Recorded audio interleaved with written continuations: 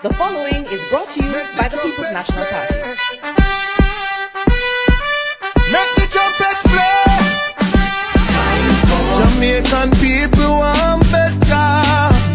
Economy coming like stormy weather. Ancestors are turning on them grave. We can tell me how we can do it together.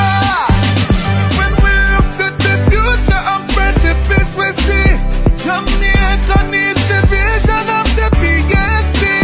People said the bag of promises, them can't carry go shop. And the crime rate getting higher, wonder when it does now comrades. Jamaican people want better. Economy coming like stormy weather.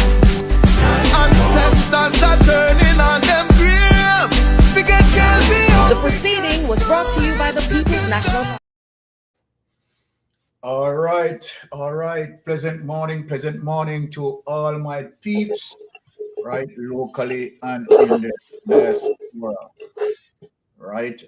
First, as usual, we have to respect, right, our persons in the chat. So let me just meet and greet, and I want to say an umbrella greetings to all persons who tune in, right, to the Mystic Sensation today. Right, it's going to be interesting, right?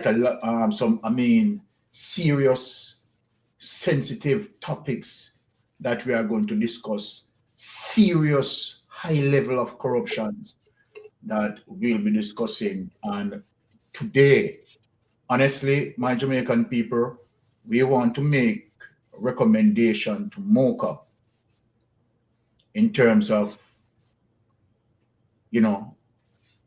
commencing some investigation based on the evidence that we are going to present today, right? But before we get into that, let us just meet and greet our people. Carla Ibang 661, bless up yourself, Carla. Miss Jam Upton, Paula Wilson, bless up yourself. Beverly 975, Mystic Sensation, the Learning Center, enough blessings every time. Big up yourself, Beverly. Falmouth Girl, good afternoon, all. Blessings to you. And yes, my brethren, right, Unique Ray 4459, blessing to you, Mystic Sensation, and everyone on your team. Blessing, good afternoon. Same to you, my brother. Right, and of course, I put up Legris thing there, say Legris, right, definitely the lieutenant. You understand? Telling you what to do as you're coming in, right? Like up the live, right? Share it out, because the more people, right, being shared to, the algorithm send out that energy, right, for people to tune in, and so follow Legris on the lead. Blessings, Legris, right? Now, Dorothy McCoy and Empress Nama, Rennie Swaby, Lovern, Matty Lewis, Lorraine Taylor, Devon Ling, right? Christopher Wright. I hope I don't want to spoil the people them name this morning, Winnie Media, good Mystic Sensation, blessed day, same to you, my sister. And Pamela Okola, right, Ubuntu Mystic Sensation, kings and queens, each and every. And yes, Pamela, wife is upstairs. She's tired. She's a bit overworked, right? So she's, having some rest. And we can understand that, because as a nurse, you understand, pulling them 12-hour shift there, sort of tedious sometimes, right? So, Mystic Sensation, although I am not that technically savvy like wifey, right? She's the producer, but we can do it. Right? We can multitask, right? Lynette Jenkins, good afternoon, Mystic. Bless up and team, bless up to you. Good job, Marco. Good afternoon, Mystic Sensation, Melting Pot, and everyone. All right, Lorian and Miranda Rodok, right?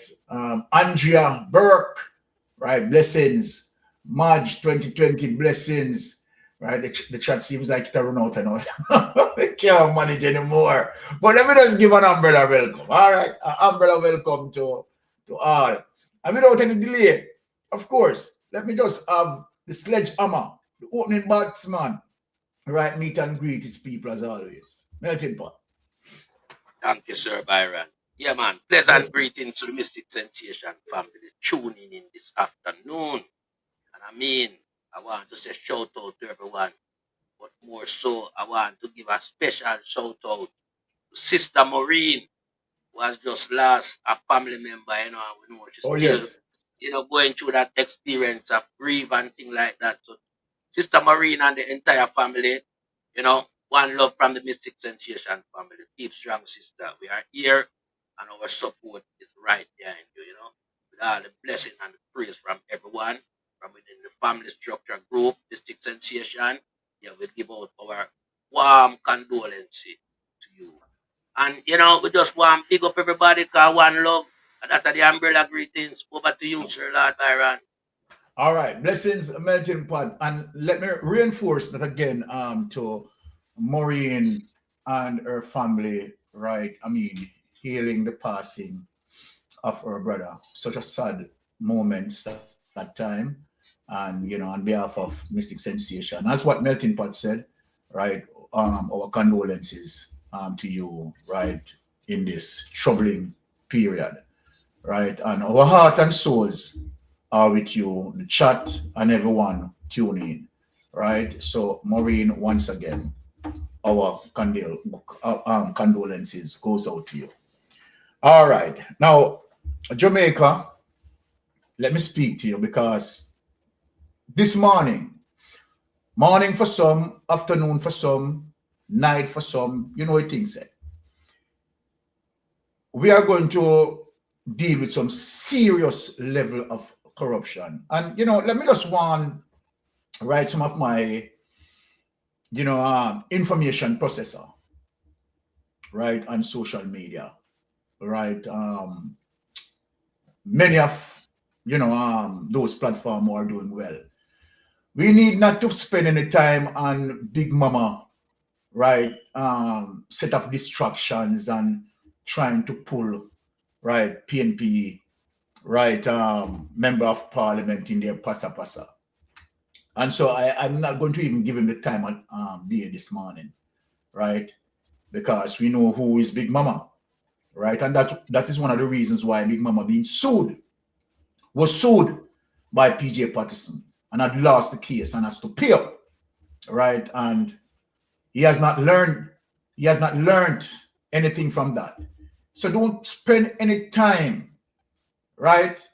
Because the last time I was here, and even in terms of, you know, me addressing what he said, I was very careful in warning, saying that I am not putting him on notice because I know you understand that he's a political spinner and he's a spin doctor for the Jamaica Labour Party, right?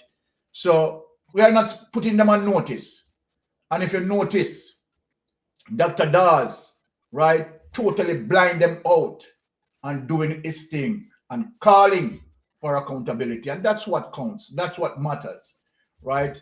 We are going to make the ships fall where they may. And we are going to ensure that we deal with checks and balance and accountability, and particularly for this morning, which is very serious. Now, let me say this.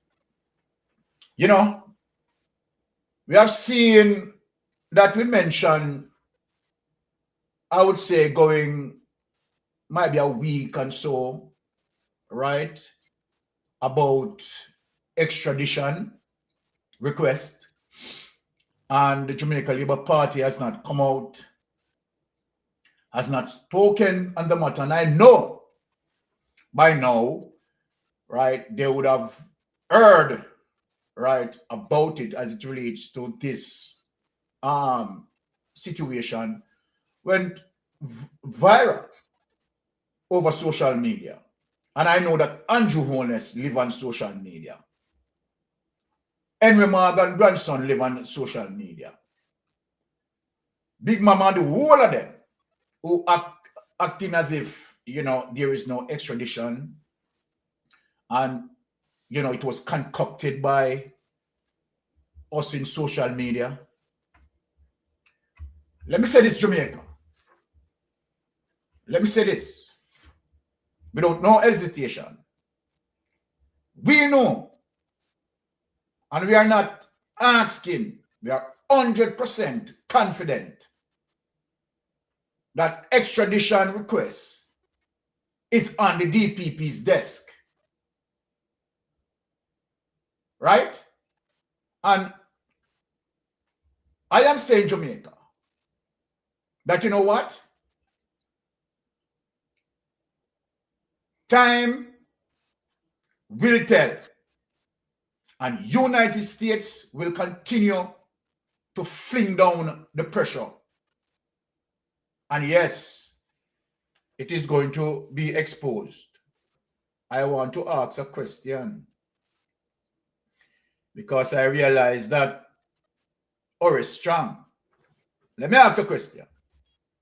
Is strong. Is it true that there's an extradition request out for you? Okay, so I am saying it. Asking the question. Is it true, sir, that an extradition request is out for you and 3 other senior politicians? So when we say it, right, we are going to anticipate some happenings. And no matter what you people do, you can't hide it. No matter how you suppress it. Because you know what is going to happen? United States is going to put on the pressure. And I'm going to show the people, right, that the United States is putting on the pressure. Now, let us get to our first, right? So let me set the background, you know, because we are going to delve into some serious corruption, and I'll be making recommendation, right, for MOCA, right, for FID, right, to investigate, right, certain investigation that we have done. And I'm going to bring up certain things, right, tangible evidence as it relates to why, let me say it clear out loud, why Dushi and Savadia needs to be investigated. So the topics that we are going to touch this morning, right, Jamaica geopolitical nightmare, GLP destruction, Dushan Savadia and Andrew Holness corruption, and Ministry of Health, right, under crisis. So we'll be segmenting those. And of course, we want to finish up by 3 o'clock, right, because we will be appearing on the Titans today as well. So we are going to make sure we manage our time well between Melting Pot and myself to complete all the programs for today and, you know, up and running for Titans. Now, having said that, worries this morning, you know, joke, right? This morning we come out for them. Now, let us get into our first, right, report that we have here. Because we have some serious geopolitical pressure flinging down on Jamaica. Right? So Andrew Holness need to come out, right, and do the right thing. Because Jamaican people are suffering the consequences as a result of your corruption. And let me say that plain, as a result of your corruption. What Jamaica is facing now is a result of Andrew Holness and his administration without no apology. Now, Jamaican people, let us prove, right, as it relates to our information, what we have here, we're going to have, and we are showing that Andrew Holness is trying to be diplomatic as it relates to the current situation, as it relates to the geopolitical tension between Andrew Holness, the United States, and China. And as a result of Andrew Holness' corruption, Andrew Holness, as I said, people, and I want people to listen, right, and just look on the patterns, look on the red signs, all the red flags. As I said, right, some time ago, and continue to be saying that Andrew Holness cannot show any signal in terms of strongly moving with China or strongly moving with United States. Why he cannot do that? Because of the level of corruption that he involved in. So he automatically stick as a result of his sin. For all critical thinkers, for all well-learned friends, right? They will look on the situation, and many of them will be in agreement with me in terms of my analogy here, right? Now let us read into this. Holness access statecraft key in new era of diplomacy. No ideological fantasies for Jamaica, according to him, right? You are making Jamaicans suffer right now. This is January 21st, 2026, right? Now, Prime Minister Dr. Andrew Holness says Jamaica must prioritize economic independence and strategic statecraft in a new era of diplomacy. I want to know, what do you define as economic independence and strategic statecraft when we have visa, right, halt going against us? We have our agricultural produced, right, in the United States, right, on certain ban lists. So what sort of economic independence and strategic statecraft you're talking about? You're hiding behind these words because you know that your corruption is putting Jamaicans at risk. It's a new era of diplomacy, open quote, quoting Andrew Holness as according to him. It's a new era of diplomacy. It's a new era of geopolitics. He said Tuesday at the Jamaica Stock Exchange 21st Regional Investment and Capital Market Conference in St. Andrew. The old era, which some people are still stuck in, I don't know what you call the old era, and how they see the world and how they expect the world to respond to them, could not survive in today's world, okay?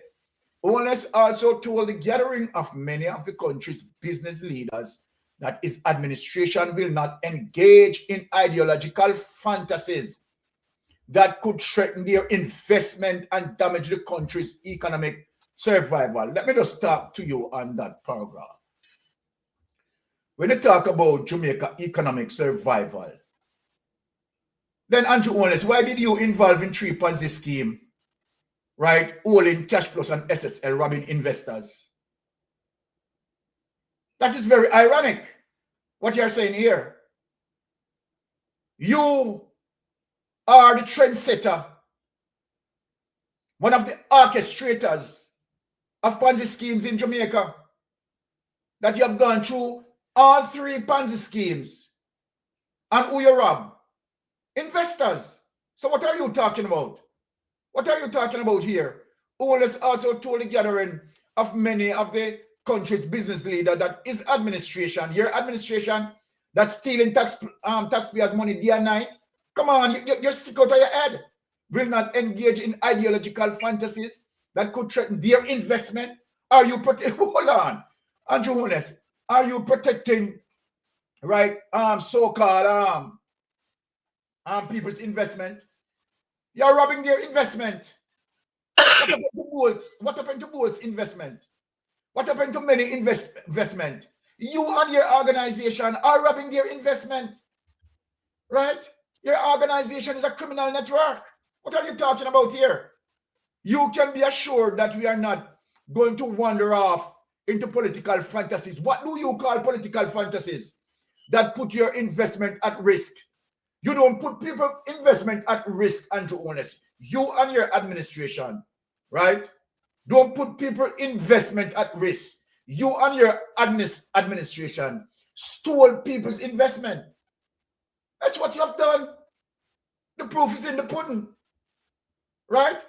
Why you cross carry your friend who called you Prince Andrew, right, in the predicament? Eh? And why?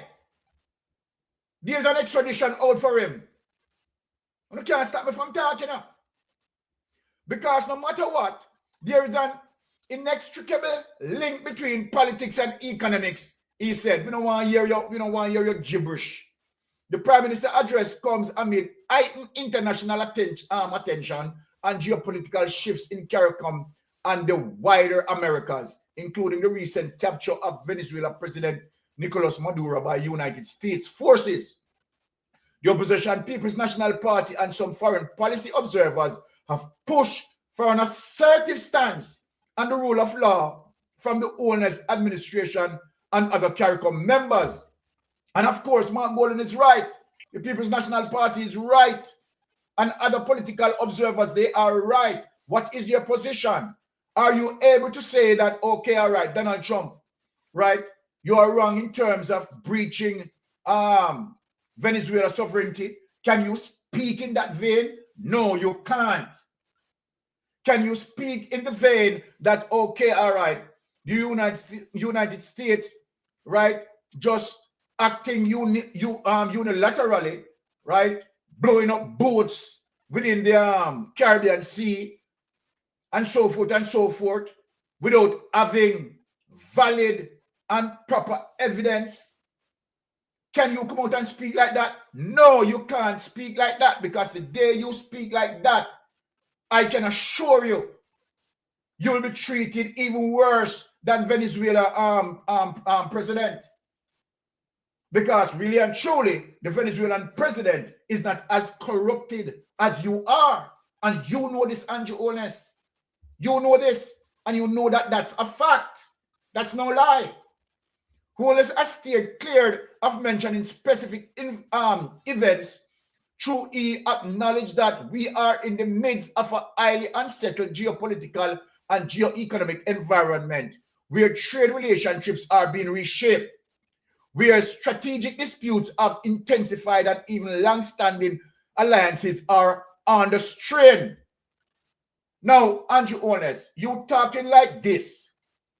If you were free from corruption, you could speak freely in terms of making a choice and calling a spade.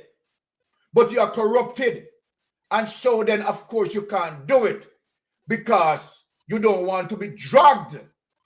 You don't want to be drugged from out of Jamaica, go into United States. And you know definitely that that's the truth. And so then, guess what you do now? You stay in the middle. And so then, of course, United States now is flinging down sanctions as it relates to certain things, or want to have a better understanding of which position that you are on. Are you with the United States or are you with China? And let me say this to Jamaica. If Andrew Honest don't make that clear to the United States, more sanctions will be coming. And Jamaicans are going to suffer the consequence with Andrew Honest. Andrew Honest cannot come out and state his position as a result of how compromised he is. And that's the plain truth. And they all know that's the plain truth. He argued Tuesday that this afternoon, his administration would always place Jamaica's best interest at the forefront of the international stage because of many years Jamaica has been diverted into all kinds of ideological fantasies that resulted in US wandering in the wilderness of economic despair. Let me talk to you, because right on this paragraph, you saw all you love show shades by Michael Manley. You see how you love show shades by Michael Manley. And Michael Manley has show shades for you know. If people don't understand right, I say you know. He argued Tuesday that his administration would always place Jamaica's best interest at the forefront on the international stage, because for many years, Jamaica has been diverted into all kinds of ideological fantasies that resulted in us wandering in the wilderness of economic despair. Hey, look here. Michael Manley, right? Involving no corruption. So Michael Manley could open up and tell United States, so he'd rather walk on his feet than crawl on his knees. You are crawling on your knees. And Michael Manley state his position. Democratic socialism. And who don't like it can bite it. What capitalism had done for you lately, Andrew Holness? What capitalism had done for you? What capitalism had done for you? Right? In terms of your participation of robbing investors from way back as 1995 when you are doing accounting work for Edward Seaga, when Edward Seaga borrowed 31 million US dollars from Dan Crawford. Eh? What that political philosophy has done for you? You can't show on shades from Michael Manley around us, sir. You understand? Michael Manley, a decent, upright citizen. Right? In comparison to you, you know that you're a criminal. Without no apology. You know that you're a criminal. We will not do that again. Do what again? And that's why we now go against democratic socialism. Eh? What democratic socialism has done to deserve what Edward Seaga and you, Andrew Holness, over your period of time had crippled democratic socialism? What democratic socialism had done? More than simple. Deals with justice and deals with opportunity for all. But I know that you don't want pan capitalism, you know. You don't want to oppress and suppress and protect the colonial masters' wealth. So then now you're talking, say you're not going to be what? Strong and firm like Michael Manley. You prefer to bow down to colonialism. You prefer to bow to the colonial masters and said anything you say, sir, we will do. Eh? Well, your corruption is putting Jamaica under pressure because China watch you, you know. You think China now watch you? China don't watch you keenly, you know. And I watch you every move, you know. Because you're caught up between the rock and the hard places. Because if you jump to the United States, China go expose you. And if you show strongly say you go towards China, America is going to expose you. What sort of bangarang you involved in, boy? Boy, you know one bitter time of your life. Earlier I said there is a generation that still thinks about political independence. What I am struggling for is Jamaica's economic independence. Right? You don't have to worry about that because you already thief. You understand? And catch up your legacy pan legacy. You already thief. Right? You already thief your legacy. You understand? You already take away from taxpayers and straighten your legacy. So you don't have to worry about that. You can talk all you want about political independence at some point. You have to be able to back it up with your economic independence. You back up for a long time. You understand? The amount of wealth where you can't explain, you back up for a long time. You know what? Let me take this and stuff and share this. Coming on back. I'm good on this foolishness here. Now, let me just deal with some other situation and get to some serious situation with him. Let me show him the pressure what he is putting Jamaica right, under, as it relates to his stance, not able to go forward or backward, right? But him get in at the middle and United States are fling on the pressure upon Jamaica. Can you imagine Jamaica? All of this one are bear as a result to the fact that we have a criminal in office. No, amazing, trust me. Now, let us show him another thing.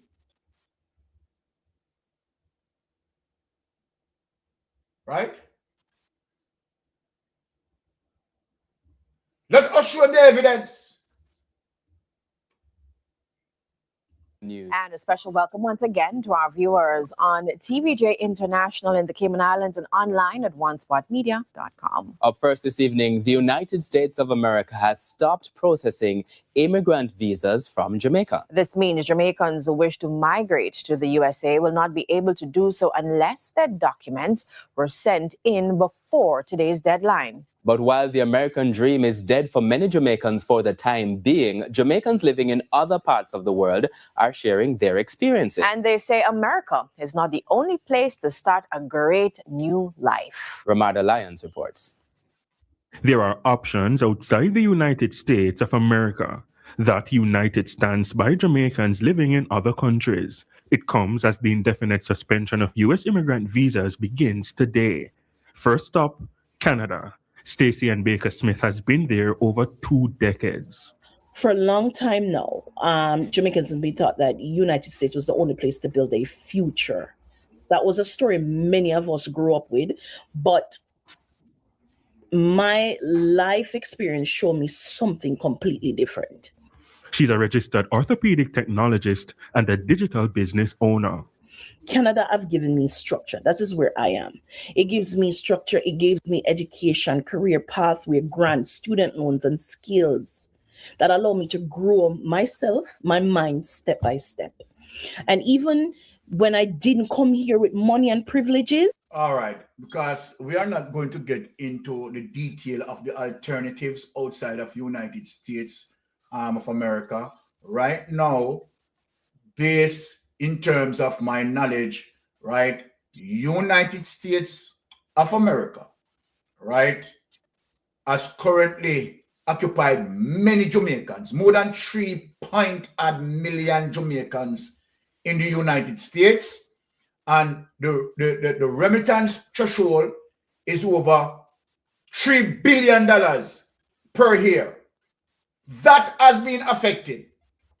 So regardless of whatever alternative that other persons may have and find right conveniently, you understand, as it relates to alternative means, we are talking about, right, as a result of Andrew Holness' situation and the corruption, right, we are now looking at a threshold of 3.8 billion remittance that is going to definitely be affected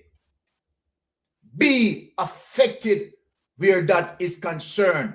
Let me show the entire Jamaican people why this is important as it relates to when we talk about a government must not be corrupted. And so then that government, as it relates to Andrew Holness, can use as a political spawns, you understand, when it comes to geopolitical heat or a geopolitical heat wave that is happening right now. So then superpower country who is strong and mighty cannot use him as a result of how corrupt he is. What am I talking about? Let me give you a perfect example. I'm giving an example as it relates to, if you remember, Noriega and the Panamanian Canal, right? To the fact that Noriega, right, was corrupted. Noriega was involved in drugs. And to the fact that the Panamanian Canal contract was going to be up, and Noriega communicated that he's not going to sign, right, extend the contract as it relates to United States control of the Panamanian Canal. What United States did, move him forcefully, went in and took him out forcefully. This is the situation that Andrew Holness is in. This is the situation that Andrew Holness is in. Let me play another clip, and then we go to Melting Pot, and then we show Jamaica what I am talking about. It is very serious where Andrew Holness is concerned, and Jamaica people are feeling a pinch as a result of Andrew Holness' staticness, not able to move. You understand? Whether is defending China, right, or defending United States, but is corruption having deadlock center. China, don't watch him, because China have secret on him. United States are watching him.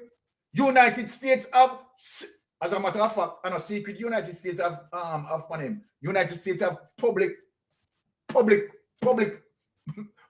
him. You understand that? Say, have everything in the open, because transaction that is putting through Citibank, right? $700,000 US. That's something that hit the Swiss system,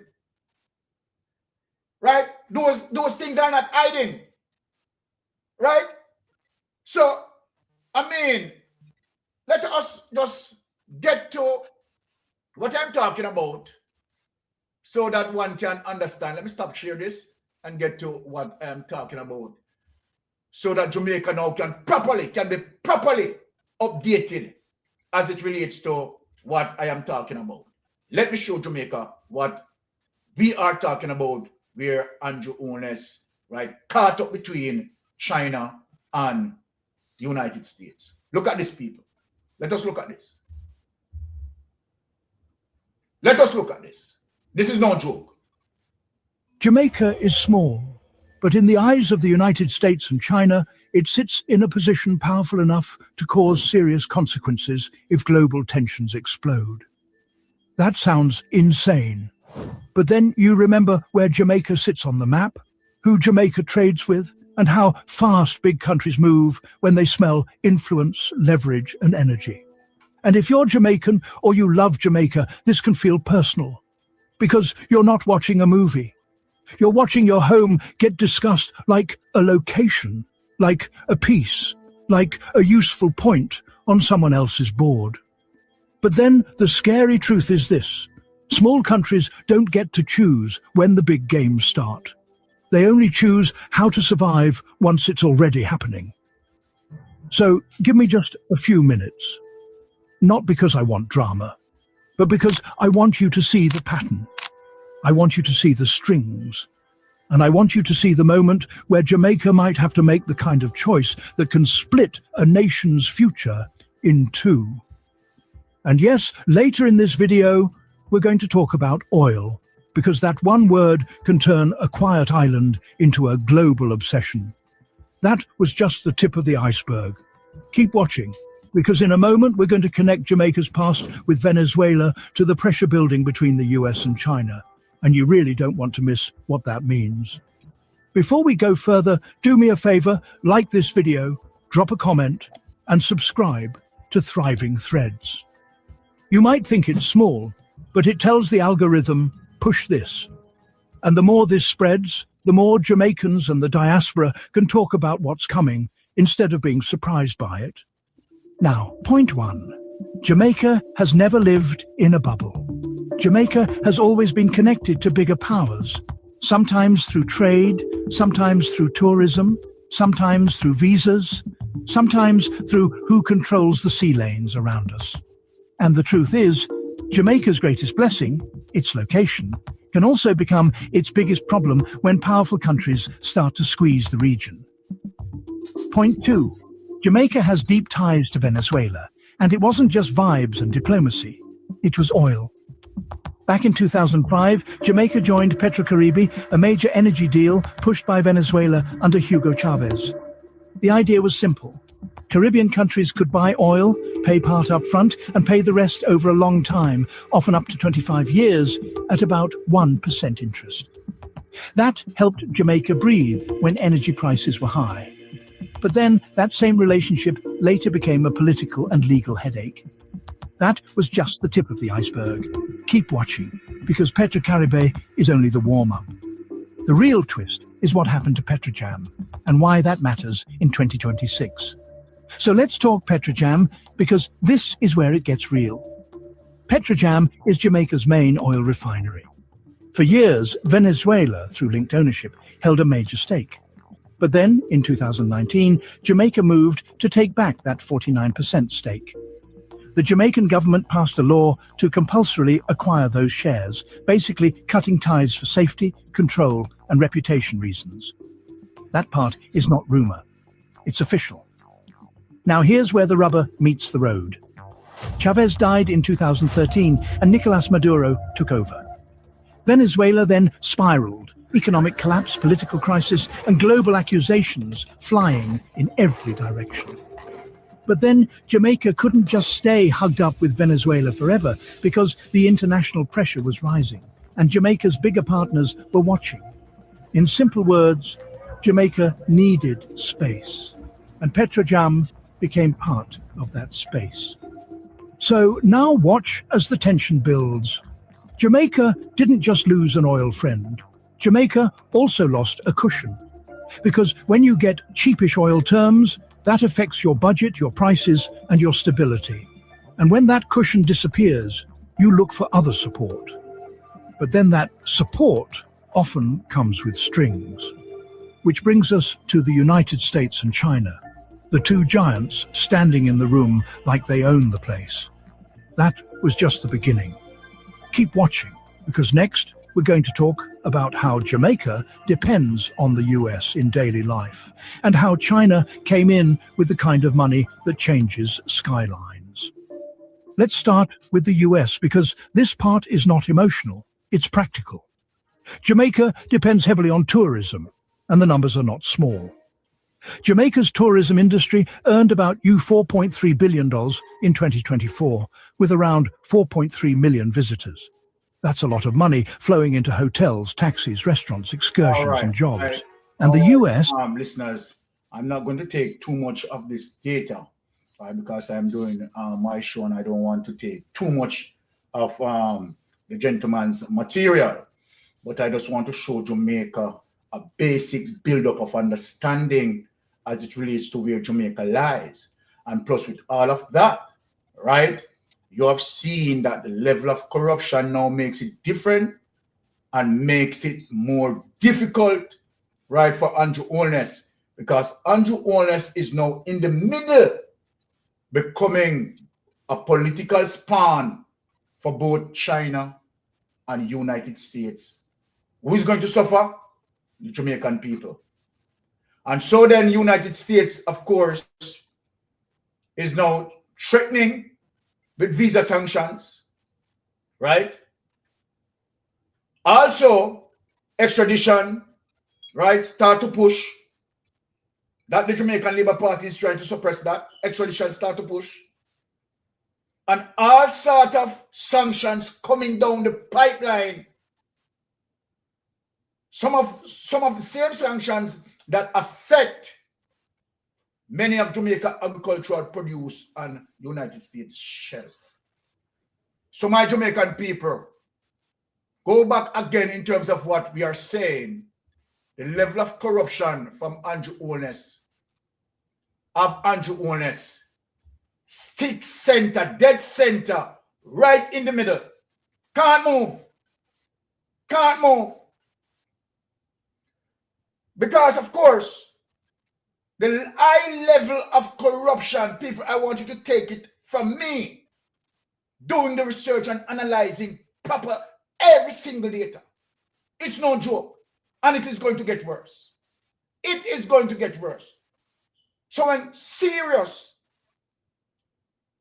persons from civil society, right, is saying to Andrew Holness that he needs to definitely clear up his act. Let me say something to show you. Tuesday, in Parliament, when you have the Jamaica Labour Party, right, dealing with the amendment of the FID Act, so that the FID authority or the FID head can have independence in investigation. You think that it is Jamaica Labour Party, you understand, corrupted Jamaica Labour Party who said, oh, you know, let us give FID that independent leverage, you understand, to do what they want. No! The Jamaica Labour Party administration is coming under mountains of pressure as a result of their corruption. And so then let me just heel back, bring Melting Pot forward to give his input, and then we are going to get into some art of some serious corruption as it relates to Andrew Owner's administration. Trust me, Jamaica Labour Party, your heart's in fire. It's hotter than fire. It's living lava that you guys are in. And Jamaica is going to watch it. Jamaicans are going to watching it playing out in 2026. You are not going to go further than 2026. Take it from me. Now, let us bring Melting Pot in the space. But yes, sir, Byron. Well, I mean, many Jamaicans, you know, patriotic Jamaicans who love Jamaica for the fact of what Jamaica is to them in terms of where they were born, you know, where they were educated, where the family roots and ties are. now come closer and the mic, Melting Pot. Well, for a simple fact of the matter that Andrew Wallace being the leader of Jamaica has not only brought pressure on the people in Jamaica, but outside of Jamaica, Jamaican living abroad, because of Andrew Wallace's reckless, you know, leadership and, you know, involvement in corruption. Certainly, it has, you know, bring a lot of hardship on Jamaicans overseas and in the island. Simply because of geopolitics. Now, when we speak about geopolitics, we have to look at relationship, and relationship that date back to centuries. And who are these leaders from these countries that Jamaica have long ties relationship with? Now, America has been Jamaican, you know, counterpart in World Trade Affairs for more than 160 years. United Kingdom as well. China has only been on the scene in recent time. And simply for the fact of the matter, where Jamaica is situated geographically on the map, you know, all countries have to have some form of, you know, affiliation with the ship channel where Jamaica is strategically placed. And so America find it lucrative to have partnership with Jamaica. China find it lucrative as well to have partnership with Jamaica. But the relationship between Jamaica and United States is a long-standing relationship. Most of our people migrate to United States from as far back as we can think, and that has bring a lot of foreign currency into Jamaica. Most of Jamaica trade are done with United States. And so when you find that now trade and visa policy now becomes an item for the United States government to use as a means of sanction on the Jamaican government, who has found themselves in a relationship with China that the United States does not welcome. Simple fact of the matter, all the food that are leaving the shelf in America is caused by Andrew Holness and his close relationship ties with China. The visa application freeze is a result of that as well. And so Jamaica now have to look at the choice of leadership that is currently in place in the island. When you further stretch all the corruption appeals, the leader of the country is under immense pressure from the United States State Department because of money transaction that it SWIFT system, because of cocaine that everyone knows Jamaica is participating on a massive scale. And so the whole thing, you factor them and put them together, Donald Trump administration is not in favor of Andrew Holness administration because of this participation coming from the government of Jamaica. The government of Jamaica is participating in illicit trading of the United States currency, the illicit drugs trafficking and gun trafficking in the region, and the close ties and relationship with China that is rivaling the United States by introducing a new currency on the world trade market, which is the BRICS versus the US dollar. And so Donald Trump is making sure that he wants to get things in order in the region. And by so, Donald Trump has asked for, as we know, extradition request, because him cleaning up the place just like how you see him gone into Venezuela and, him get the president and his wife based on what intel them have on them. We don't know the, intricacy of the intel, but there are intel, and it dates as far back from Biden being president. So Donald Trump is merely acting on statement that is on the desk already.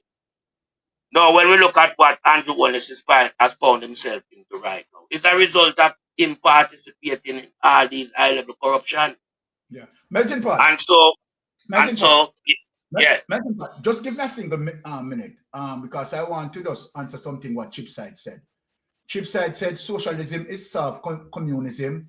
All of you want Jamaica to back communist statement like Russia and China, but all of you run to the US. No one got to Russia because they don't even like black people.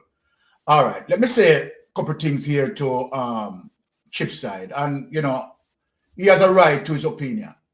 Number one, right, based on where we stand, right, we are saying that, of course, United States had supported us as it relates to, right, remittance, in terms of many of us Jamaicans have business in the United States, right, and so forth and so forth.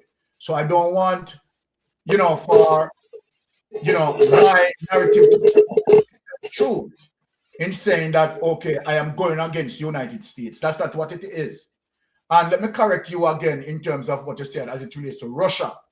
If you do your research, right, you will realize that of all the European countries, Russia is the only country that has never in the history of the world enslaved black people.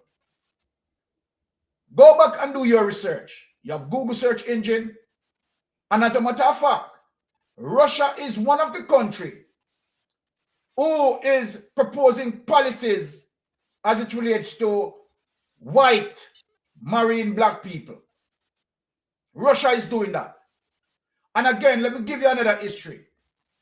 Russia is the only country that pay for several African countries' debt. So Russia loves black people. Go back, sir, and do your history properly. Go back and you will realize that Russia is the only country in Europe that has never, ever in the history of this world that go against black people. Russia always support black. Russia always support Africa. Russia pay off several African countries' debt. And this is one of the reasons why education is important. And I'm not saying that you're not educated. But again, if you had done proper research, you wouldn't have communicated what you have communicated here. And again, let me just set the record straight. Right? You are right in some instances because China, as it relates to how many Jamaicans in China that we could get large remittance from. No. It's the United States who have done that. So sometimes you need to weigh, your argument, try to understand what we are saying here. We are saying that Andrew Ones, right, caught up into the middle of a fire between two superpower countries, right? And the primary reason is to the fact that he becomes a puppet and a string as a result of his high level of corruption. That is all that we are saying, right? Yes, go ahead, Melting Pot. Yes, so when we look at, the whole geopolitical side of things now, and Andrew Wall is coming under pressure and wanting to reshape an economy that will make Jamaica independent. Now, Andrew Wallace cannot shape an economy of independence because Jamaica has to trade. And so you have to find partners that are willing to trade where export and import is concerned. Now, to lose a market that consists of over 3 million Jamaicans who would utilize our product, when it comes on the shelf in the United States. That is a loss to Jamaica economy. Big loss. And there is nowhere else within CARICOM structure, that will give back Jamaica that type of market power in terms of exporting goods from Jamaica. So that affects Jamaica immensely. So this is why Andrew Wallace is talking about economic independence and strategic statecraft. Too late for him to create something of that sort, because you need the market to create economics independent. You need a market for that, where your product can make your country become independent in terms of how you structure everything going on in your country. You will do less borrowing and more investment from your own kitty. So what he has done, he has damaged that ties with the United States. And moving forward now, he has crippled the visa process. And it's simply because of the request that's been, the request as it relates to the extradition order that they are stalling on. That is why United States act in this regard. So rather than freeing up the people that United States want, he's trying to protect them and bringing more hardship and Jamaica at home and Jamaica in the diaspora. Exactly. That is what is happening as a result of Andrew Holness being stubborn and not wanting to, honor the request of the extradition. So we are saying to Jamaicans, it's a fact that the extradition request is sitting on the DP desk for more than 2 weeks now, right? And the name of the person that United States want is within that same request. And so for Jamaica to free up themselves, the leader of the country have to do the honorable thing and come out and state publicly what the extradite request entails. Who are these people? And go ahead and do the sensible thing, because protecting criminal and harming your citizen, I don't think that work out to be of any value to a country. Setting back the country using the same mechanism of corruption. That is what is happening right now with Andrew Holness. He needs to free up the thing, release the people to the United States, and make Donald Trump clean up whatever I'm there to clean up and open up back the market for free trade. You can't have a prime minister plunge the country deeper and deeper into deficit. No, the country need a breathing space now, man. It need a breathing space. So we look at remittance, we know over $3 billion that, and that is just coming from Jamaicans living abroad in the US, sending back money home. When you go into the tourism sector, as that clip just show you, there's a tourist tally of 4.3 billion, dollars that Jamaica West. Most of who coming from the United States. That's how strong the United States market for us. Most of that's also. So that need a 4.3 billion plus the 3 billion in a remittance. You're talking about nearly $8 billion. You're talking about nearly $8 billion that Jamaica won't have coming to them. So the country is in a crisis, and when Andrew Wallace now want to fix it, too late. He can't fix back the economy. As a matter of fact, neither him nor the Labour Party can fix back the economy in Jamaica to make it an independent economy. because it can't independent of it was. It need other country to participate. Even United States, their economy don't just inch around the consumer domestically. You have to have consumer in other country. What is the foreign affairs minister doing in Jamaica? Is the foreign affairs minister going abroad and seeking, some other market where Jamaica can export to? No, because we are doing more importing than exporting currently. So we need not talk about the import. We need to start export. That is where Jamaica will gain strength in having an independent economy. When your export exceed what you import, it gives you the strength. It gives you the strength in the economy. So currently, Kamala Johnson Smith, she's the foreign affairs minister. We don't see her doing anything. And Andrew Willis cannot build an economy that have an independent structure where it survive on its own. So it's garbage him telling the people, but because them come under pressure and them not doing the right thing, then they might come up with some formulated plan. Yeah. Look how late into his leadership. Yeah, third term. And him just come up with economic independence and strategic statecraft. Yeah. And talking about no more ideology fantasy. When you play it already with the 3 Ponzi scheme them.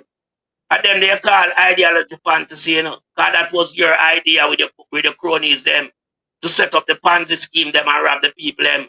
You understand? Well said. Yeah. And then again, when you look on what we are talking about now, in relation to even the ideology fantasy, your friend them, the corporate people them who not pay them tax like Big Mama. That is another part of ideology fantasy as well. You are saying something that you know does not benefit the country. Because when your friend them deprive the government entity of several $billion in tax revenue, yeah, that's supposed to make up the annual budget. Or you run the country. Your way of running the country, is relying on remittance, yeah, and all the illicit trading where the big boys them are going with, okay, and robbing the taxpayers' money.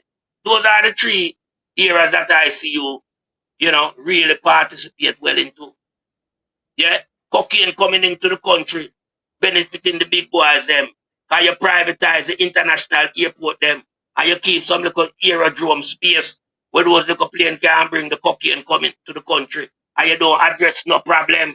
So you're not addressing the cocaine situation, and you haven't spoken to the Jamaican people in regard to the extradition treaty as it relates to the request, yeah, from the United States.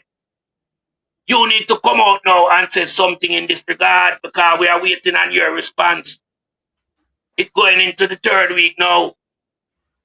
The country hasn't heard anything from you in that regard. So what is the reason for you being silent on cocaine and on extradition? Something must be wrong.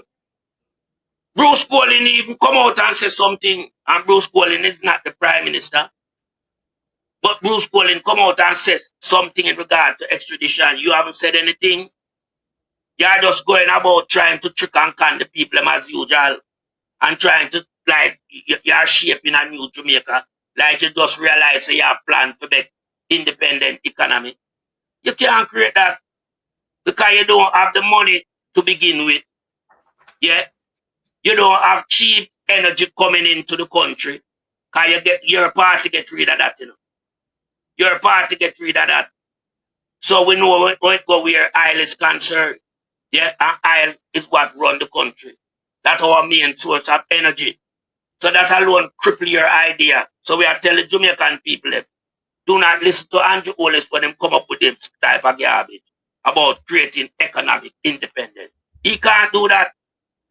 He doesn't have the fiscal brain or mind to do it. Criminal don't think in the right and proper way. Michael Manley could do that on his own, not Andrew Willis. And so when him come and try to shape the narrative, like say, well then boy, the policy where them have is to protect and retain Jamaica status. No, it's giving away Jamaica status. Because right now I'm giving the privilege of the people living in America. them can't get the food where them used to consume from the shelf. Yeah.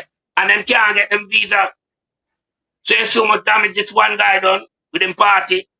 And we are telling people them long time to Andrew Wallace is not prime minister material. And him can't help the country no more. For him time of running Jamaica is over. And the people must call for him resignation. All our ministry them corrupt. Just look at what is going on. Every single one of the ministry them is running foul of the law because of theft and corruption.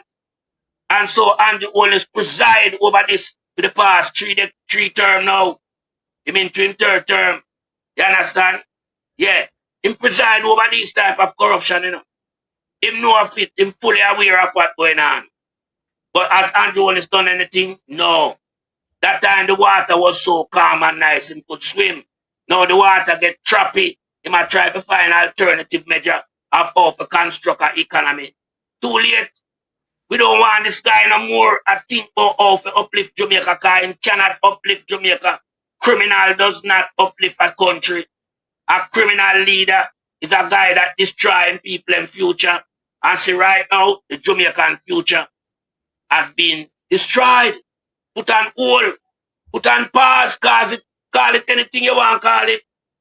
It's a result of Andrew Wallace's participation in high-level corruption, where United States has been watching them for a mighty long time, trading the United States dollar illegally, having drugs transshipment coming in and out of the country, along with gun and all these things. So America watching them cleanly.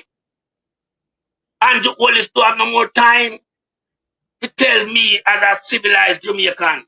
Come and I listen to him, so Jamaican people do not listen to this garbage. This man for go to prison. Yeah, he need to go to prison. And the simple fact of the matter, you have to send him go to prison is because him allow all our minister them to rob the taxpayers' money. I yield back the floor to you, Sir Byron. All right, well said, Melting Pot. I mean, everything that you touch there is a fact, right? Cannot be disputed. When we are here and we are speaking, we speak with the source of information, solid facts, 100%. And I am saying here that Jamaicans, majority of Jamaicans are smart people and they can think through the politics of the Jamaica Labour Party. Because remember in Jamaica that we had gone through Melissa. IMF had given us $6 billion in loan. And so then United States know that, okay, all right, we experience, you understand, that sort of punishment. But yet, to show you that there is something serious, even after the punishment of Melissa, what United States is doing, right, is as a result of the high level of Andrew Wallace's corruption, which is suffering the Jamaican people as a result of Andrew Wallace and Andrew Wallace administration. Number one, let me give some people some red flags here. The corruption index failed Andrew Wallace administration, right? 4 places downwards. 4 places.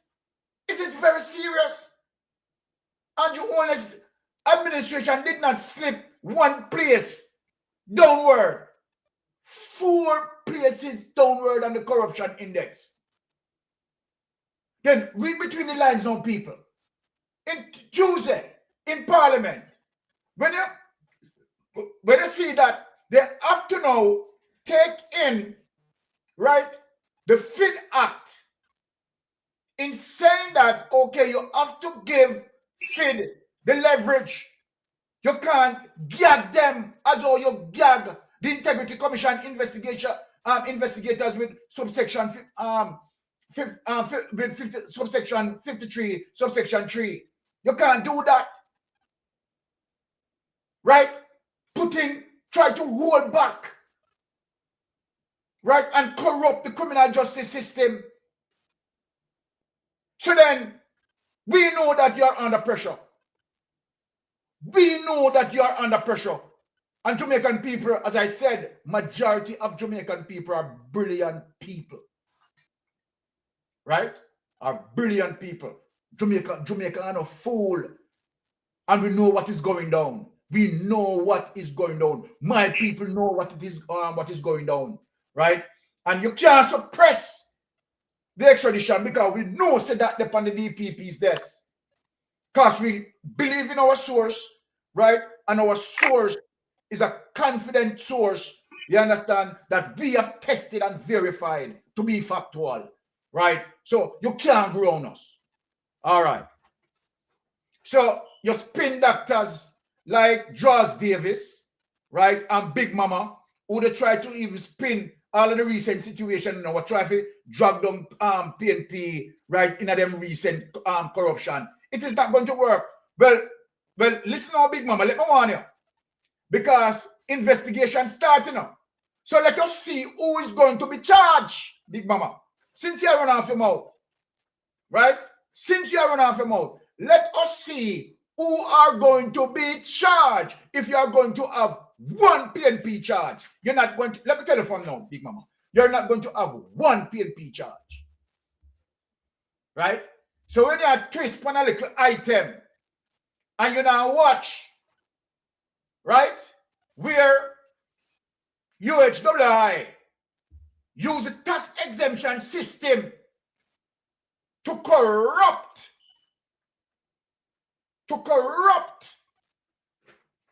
right, robbing taxpayers' revenues. If people don't understand, that's what they have done, robbing the revenues of taxpayers. So you don't twist this. This cannot be twisted. So you anticipate and you will see who are going to be arrested and charged and prosecuted for this. Right? You let me get into now some serious corruption. And when I finish, when Melting Pot and myself finish, we are going to make a recommendation. We are going to present some evidence when we touch Dushi and Savadia, you know. Evidence. And let me ask, I want to know if Mocha is not going to at least look into Dushi and Savadia when we finish. Because we are not going to leave it there now. We are not going to leave it there. Now, let us look at this. Let us get through the program. You think you can? You understand? Andrew Wellness, you're something else. That's all I have to say to you. Now, I played a clip the last time that I am here. And where our apex lawyer KD Knight telling Jamaica and the diaspora, the Jamaica Labour Party administration, what they have done. And I'm going to play it back again. And when I finish with that segment, we'll be taking on Dushi and Savadia because Uncle KD Knight knew what he's talking about and he's not lying. Let us play it. Let me tell you the problem. And people don't seem to understand this part of it. Money is not easy to come by. You ask people for donations and so on. They give you some. I don't want to tell you who was Oswest's largest donor. I don't want to tell you who gave him the most money. But I'll tell you this. Much of the money that the Labour had spent in this election was money that they stole from the people themselves. They stole that money and they stored a part of it to use in buying votes. It is not through the generosity of others that they were able to get the whole set of money that they had. This was as a result of them stealing $14 billion from the public purse. 14 billion, that's $4.6 million from every single Jamaican, including the baby, including the beggar who has to pay GCT. And then they took it and they bought my black brothers and sisters. This is a return to slavery. That's what it is. But this time is not the white man buying the black man. It's the black man putting up himself for sale to anybody, whether black or white. My brother, we are going to regret this. I will be gone. I will be gone. But black people going to regret it, because the time is coming when not one single person coming out of North East St. Catherine will be able to become a member of parliament. Not one. Only the rich, the very rich, will be able to become members of parliament, to plunder the public purse some more and steal some more and let themselves get richer. I'm told that Michael Manley time gone. My God, my God, why hast thou forsaken us? No, and just imagine you coming out talking about economic, you coming out talking about economic independence. You're a hypocrite. You're a big old dirty hypocrite coming out talking about economic independence as a result of your corruption. You know what? Let me expose you, because you need to be exposed now. Yeah, you let me expose you now, because you need to be exposed. So let me just give you a history of how Jamaica is suffering under you, because the amount of thievery that you have done to the Jamaican people, you have suffered us. And when I'm here speaking, right, we are critical thinkers. Under no circumstances, Andrew Holness, if you were doing good, you would have a mystic sensation, you would have a melting pot, right? You'd have a lonesome and other people, right, trying to bring down Jamaica or tear down Jamaica. We are saying that it is evidently clear. The evidence is more than outstanding. We have seen Rural Reid try to utilize delayed tactics in the court system. That the judge have to tell him, hey, stop. It is not going to work. Let the system flow. We have seen what you have done with Dalrymple.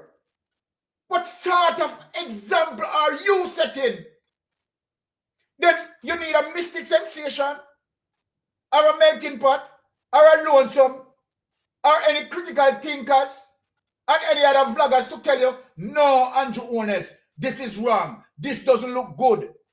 Because, you know, Dalrymple charged, found guilty in the court, so put him back into the system is as if you're accepting wrongdoing. Do you need us to really tell you that? It is plain that you cannot control yourself. It is plain that you're a kleptomaniac. You have sticky fingers. And so then, for those people who want to support you or endorse you, right? They have that mentality too. The Draws Davis, the big mamas. They are getting the benefits. They are a part of a clique that's robbing taxpayers, robbing the government revenues. Am I lying? Can you dispute that, big mama? Then why you owed $1.4 billion? And let me ask, who facilitated you for over the multiple of years that you have been doing it? Who facilitating you? Don't you realize, and you can define that definitely what you are doing is robbing taxpayers' revenue and make it worse for people that you had drawn their NIS, their ed tax, the NHT contributions, and you're not paying them over to the respective institutions. The tax administration of Jamaica, I am making reference to. And so then just imagine now for someone who been working with an institution for many years and finally want a house through NHT and go to NHT, that NHT is going to tell the person, I am sorry, there's no contribution here for you. And the Jamaica Labour Party is supporting you to be doing that. Last year, we had a budget shortfall. Prior to Nigel Clark departing the island, also, we had a budget shortfall. What caused that primary budget shortfall? Corporate taxes not being collected. Right? The 2024-2025 budget shortfall again. Corporate taxes not being collected. Cutting your friend the slots. And pressuring poor people. Overtaxing them. Well, technically you can speak that you never implement any new tax. But the taxes, the established taxes that have been in place, you have increased them. You have increased them. So 6 and 1, half dozen the other. Right? The fact of the matter, it is a punishment to their pocketbook. They have to be paying out more for basic food items and other necessities. And they are not getting any raise to sustain the level of inflation. So what are you doing to our people? Now let me show Jamaica people some history of some serious corruption, right, as it relates to the Jamaica Labour Party. Stay tuned, my people. Me not done with him yet. Me not done with him yet. Stay tuned. Make me bust him bubbles today. Allow me to bust him bubbles. Right? Now let me share this to my people then. And give my people them the facts of the Jamaica Labour Party administration. It's a criminal networking definition. ALP corruption timeline from 2010 to now. Take a seat and get comfortable. This is going to be a long one. October 2010. SCJ, sugar divestment, $43 million. March 2016. Montague. Used car scandal. Used car scandal in which 30 cars are still outstanding. Since 2012, this is valued at $100 million. September 2016. Nepotism, spectrum management. Nepotism and cronyism. December 2016. Debushing scandal. $606 million improperly awarded right before parish council elections. May 2017. Grant of milk powder license and 15 acres of Mombasa grass on personal property. August 2017.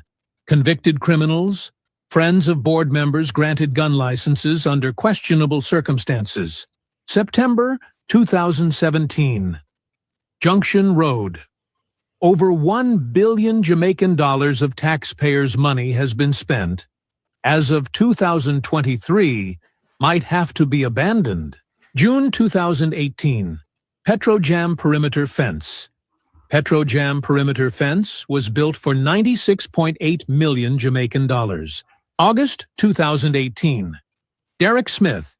Derek Smith 5-year consultancy contract at $7.5 million per year through 2022.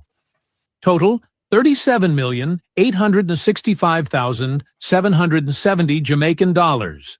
Saturday, August 2018. Nepotism. Trevor Forrest resigned as board chairman following revelations that he had improperly intervened in the recruitment process at the Spectrum Management Authority, SMA. August 2018. SMA Constituency Secretary appointed to board. August 2018. USF, a JLP candidate for Portmore MP, hired her daughter and paid her $80,000 without qualifications. September 2018. Nasol, $12 million. November 2018. TEF scandal, $35 million for garbage bins. December 2018. PCJ, Auditor General Report, citing explicit acts of nepotism. March 2019. Petrojam, Wheatley, and Myrie, May 2019. Free Beach Scandal, $13.5 million, property unsold, and beach given away. October 2019. CMU Corruption, $50 million of school funds for personal use of Ruel Reed, and Fritz Pinnock, $676.8 million of unapproved salaries. Nepotism, Cronyism, $122 million per annum for 4 officers, traveling allowances for 119 students, $95.7 million. December 2019. RADA, 33 road contracts awarded without being sent to tender, $521 million. March 2020. Chairman Joseph Shuker authorized an $11.5 million payment to Willard Hilton, former MD of JTA, in March 2020, though he was terminated December 31, 2019. June 2020.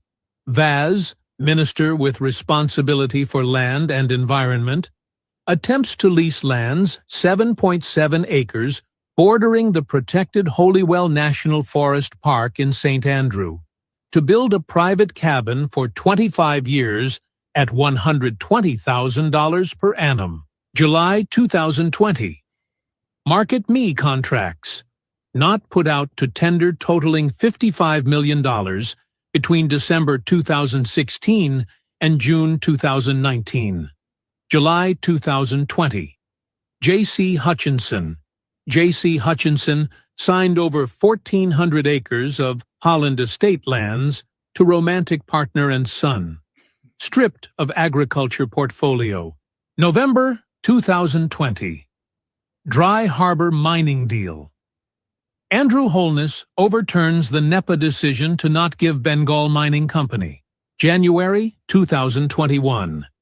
UTC. Nepotism. 11 senior managers were found to be unqualified, and 1 employee's salary was raised 600% in 13 months without meeting the base qualifications. January 2021. UTC. 1 employee's salary raised 600% in 13 months. Employee did not meet base qualifications. March 2021. JCDC. Nepotism. Trevor Nairn awarded $15 million for gala celebrations. Procurement procedures were breached. September 2021. Nutrition products. Lanatoity. Nepotism. $143 million paid to companies and individuals connected to board members and management. 12 staff positions were not advertised, and 8 members did not have the proper qualifications. October 2021. NMIA, Cypriot HAJ, Site First Rock, $450 million, Saktoi T. 2021, $450 million First Rock stock purchase. Hutchinson was a shareholder in First Rock Capital Holdings Limited while serving on the AAJ board when she voted in favor of the AAJ's investment and failed to recuse herself in keeping with the procedures of the board charter. October 2021. JCTE scandal. $124 million. Permanent Secretary Grace McLean Montague. Nepotism and Cronyism. JRC Railway Corporation. Board member made head of HR. November 2021. Clarendon Alumina Production. Belizean company got a 6-month contract which was renewed 5 times for $225,000. November 2021. Jamaica Customs Agency. $664.24 million in arrears for 3 private bonded warehouses. December 2021. Hart Trust, NTA. Staff retreat to Moon Palace for $5.6 million. February 2022. TPD Co. AG report also found that there was no evidence that TPDCO had conducted feasibility studies nor risk assessments for 11 projects at total cost of 478 million Jamaican dollars. March 2022. MOHW, $13 million spent to retrofit a hotel that was used for COVID for 1 year. May 2022. TPD.co AG report exposed that 8 members of staff unqualified for roles with salaries amounting to 31.3 million Jamaican dollars. July 2022. NSWM AA for $5.5 billion spent over the last 5 years to third parties for work projects, but no procedures to ensure work was done. August 2022. Kamina Johnson Smith. GSC campaign. Government expenditure of $43.9 million. MOWH Cronyism. March 2022. Absence of formal contracts valued over $400 million. November 2022. Transfer of $174 million to MLCD, an NSWMA, and an NGO, but did not implement measures to track the utilization of the funds disbursed. November 2022. NGO spent $14 million of the $20 million it received on activities unrelated to COVID-19 emergency. Grand total: $6,314,200,000,000 Jamaican dollars. October 2022. J.C. Hutchinson. Conflict of interest and second nepotism charge. His influence in the award of state contracts to a company owned by his son. November 2022. Green Acres Police Station. $73 million spent to construct Green Acres Police Station on flood-prone lands. December 2022. NCRA boss intervenes and releases detained shipments of substandard rice imported by company owned by Chris Tufton. January 2023. SSL scandal. 200 accounts hit, exceeding $30 million in fraud. February 2023. Westcon contracts.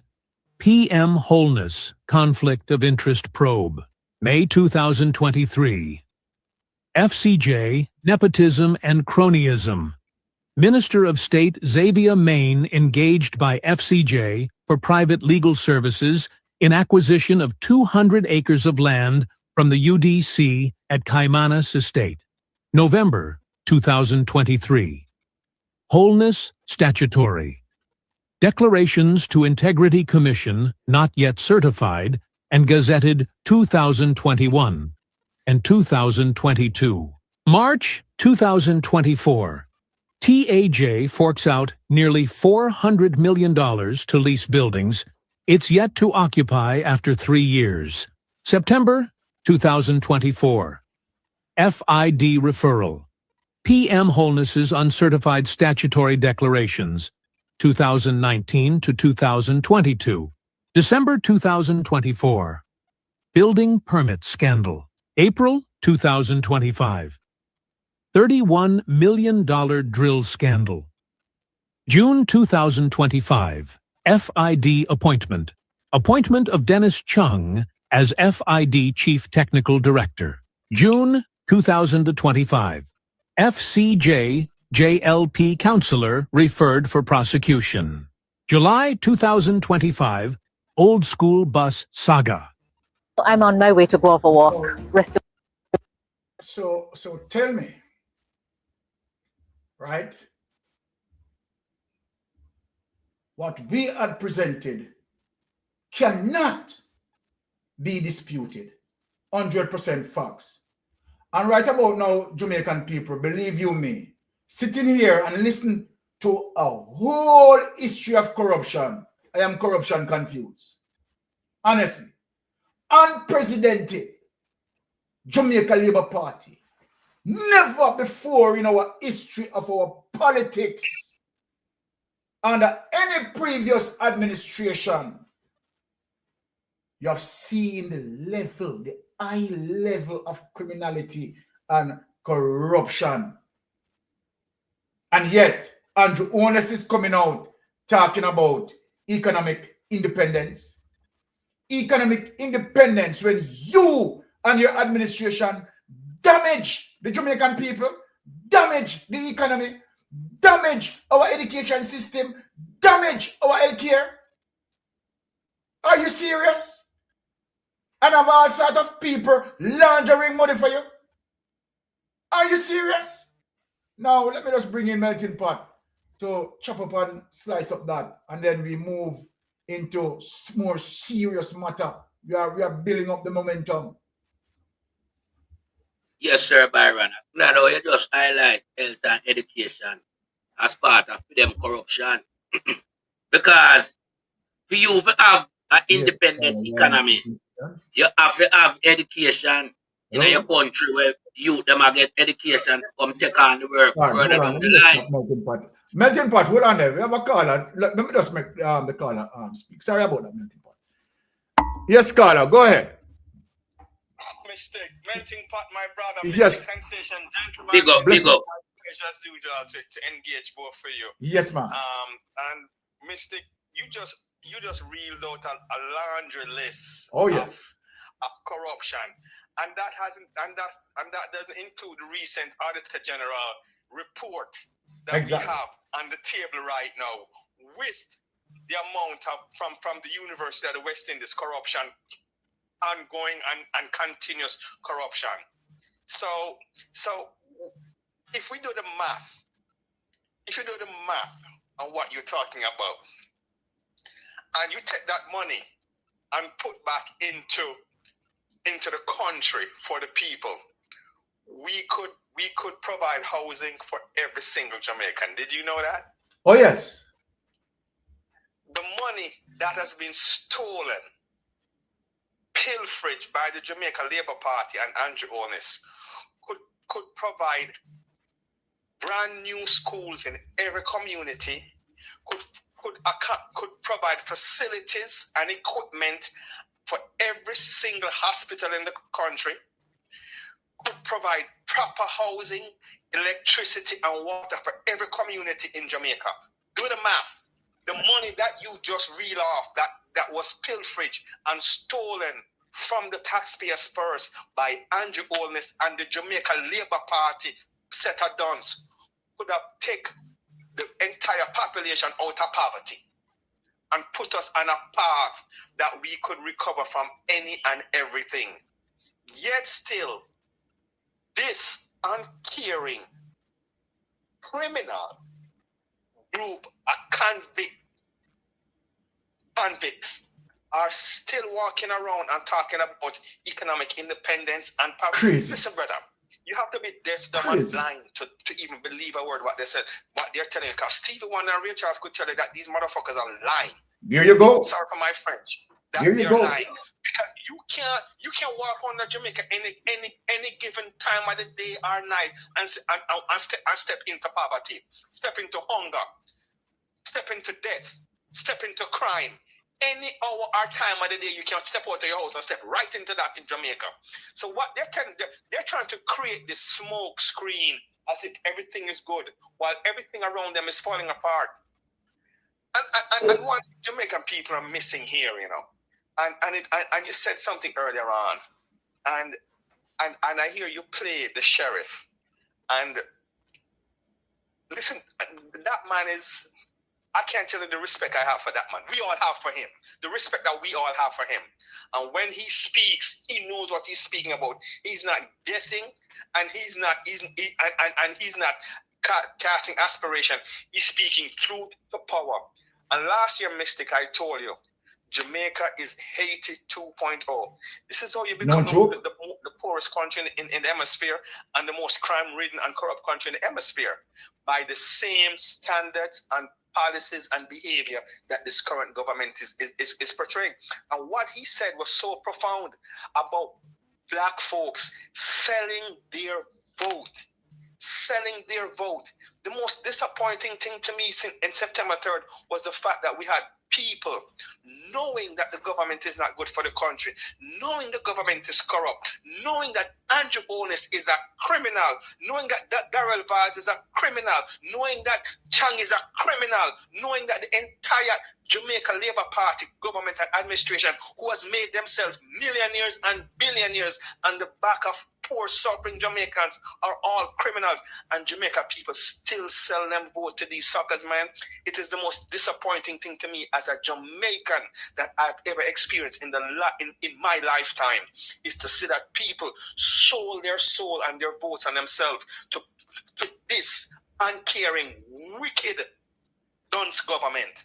It is a sad case, and it speaks to the greater issue in the country. At some point in time, the people got to start looking in the mirror at themselves, brother. They got to start looking at themselves and ask themselves, do we deserve this, or we deserve better as a people, better as a nation? Jamaica is way better than it is right now. Jamaica can do way better than it's doing right now, but because the people are so caught up in things, not merit. It's a country where the people are so caught up in things. One thing the Jamaica Labour Party has done very, very well. They have created a society that predicate things over merit. And so people don't care how you come by things. If you gotta kill somebody, maim somebody, rob somebody, and if you have things, they look at you as somebody. They don't look at people who earn things as merit. That's why our education system is where it's at right now, which is the worst in the hemisphere. That is why we have so much dunce people in government. That is why we have our social services so corrupt and inept. It's because people don't do things on merit in Jamaica. They do things. Everything is based on things. What I can get, what you can give me, what you can thief, and how much I have. And because we have a society that is based on things, corruption is prevailed through the entire system, and this is a byproduct of the policies and the philosophy of the Jamaica Labour Party. Keep them dunce, keep them hungry, and so now they can look at me as a man. We rob and thief from them and have things and say, well, we all are the good when them are the bad. And that is a mindset that they have set in the country. That's why a man can come tell us, say, kiss me clerks and vote for me. It's because this is a country predicated on things. If the country wasn't predicated on things and look and value people by merit, and no man could have come tell us, say, kiss my clerks and vote for me. You could never do that for any society. So true. Only a society that is done and predicated on things, you can tell them about clerks booty and kiss me clerks and vote for me. And that is and they have successfully created that mentality within our society. Listen, I saw we all of these corruption from the University of the West Indies, and it's sad. An institution, it's so bad, Mystic, that the corruption has even infiltrated the highest learning institution in the country. Can you imagine? Stop for a moment and think about the University of the West Indies. The highest learning institution in the country is now a corrupt institution. Just stop for a moment, my brothers, and marinate on that. Our highest learning institution in the country is riddled with corruption and criminal activities. And the University of the West Indies served the entire West Indies, not just Jamaica. So the Jamaican people marinate for that for a moment and think about that. That tells you how deep this is. You look at Bank of Jamaica, BOJ, it's a corrupt institution because the money that's being transferred and pilfered through the country cannot do it unless them close a blind eye to it. Cannot happen unless them close a blind eye to it. So you look at the leadership of BOJ, them get touched with corruption too. So every single institution in the country, my brother, is corrupted from top down. Because corruption don't come from bottom up, you know. You can't poor and corrupt. You have to rich and corrupt. Exactly. So corruption comes from top down. It's a top-down system. Corruption is a top-down system. And they've successfully infiltrated corruption in the mind of the people, in the behavior of the people, and make it a society and social behavior of the people. The entire country is riddled with corruption. You can buy your way through Jamaica if you have money with anything. You can jump to the front of the line. It doesn't matter what it is. And I told you last year when we spoke, I told you about the judicial system, that my skepticism about it, and it holding people responsible. And we still want to revisit that because I'm telling you, and I'm seeing all the signs that the things that we thought that would have happened in the judicial system, people are accountable. I don't see it happening. I don't know how you look at it, but my brother, I'm seeing everything going sideways. And this is also another fundamental problem in the country. Jamaicans can do better, but they can only do better if they give themselves a chance, my brother. And listen, let me tell you, I know guys in Jamaica. I've sit here in South Florida, and I've seen guys come here and buy $500,000 Ferrari and tell people on the spot that it wouldn't cost them. It's not going to cost them a dime to import it to Jamaica. Buy Cybertruck, it don't cost them a dime to send it to Jamaica. Do you know a $500,000 US, I'm talking US dollar Ferrari, $100,000 Cybertrucks, not one, not two. And they're shipping these cars, McLarens, to Jamaica, and they don't pay one duty on them. Because if you spend $500,000 US, you got to spend $500,000 US in Jamaica to clear it. Am I wrong in saying that? You're perfectly right. You're perfectly right. Okay. And so when we talk about the corruption, it is deep within the society and the government. You have guys claiming that they're real estate lawyers. You have some claim, and this is what they're doing, Mystic. You're claiming titles. I'm a real estate lawyer. I'm a contractor. I'm a this, I'm a that. And when you look at your CV, some of them can't even read and write. There you go. But they're importing these cars and living the lifestyle in Jamaica. And then when you look at them, they're associated with this minister, that minister. They're getting this contract, that government contract, and they're unqualified for the contracts that they're getting. They're getting to do things that qualified companies and people will not be able to get. Crazy. And this is how the system in Jamaica is, and this is how Jamaica is running. You know, and this is an antidote to being the worst and most corrupt country in the hemisphere. I'm telling you, and I maintain it. Jamaica is Haiti 2.0. People don't believe it. You have millionaires in Haiti. You know, you have billionaires in Haiti.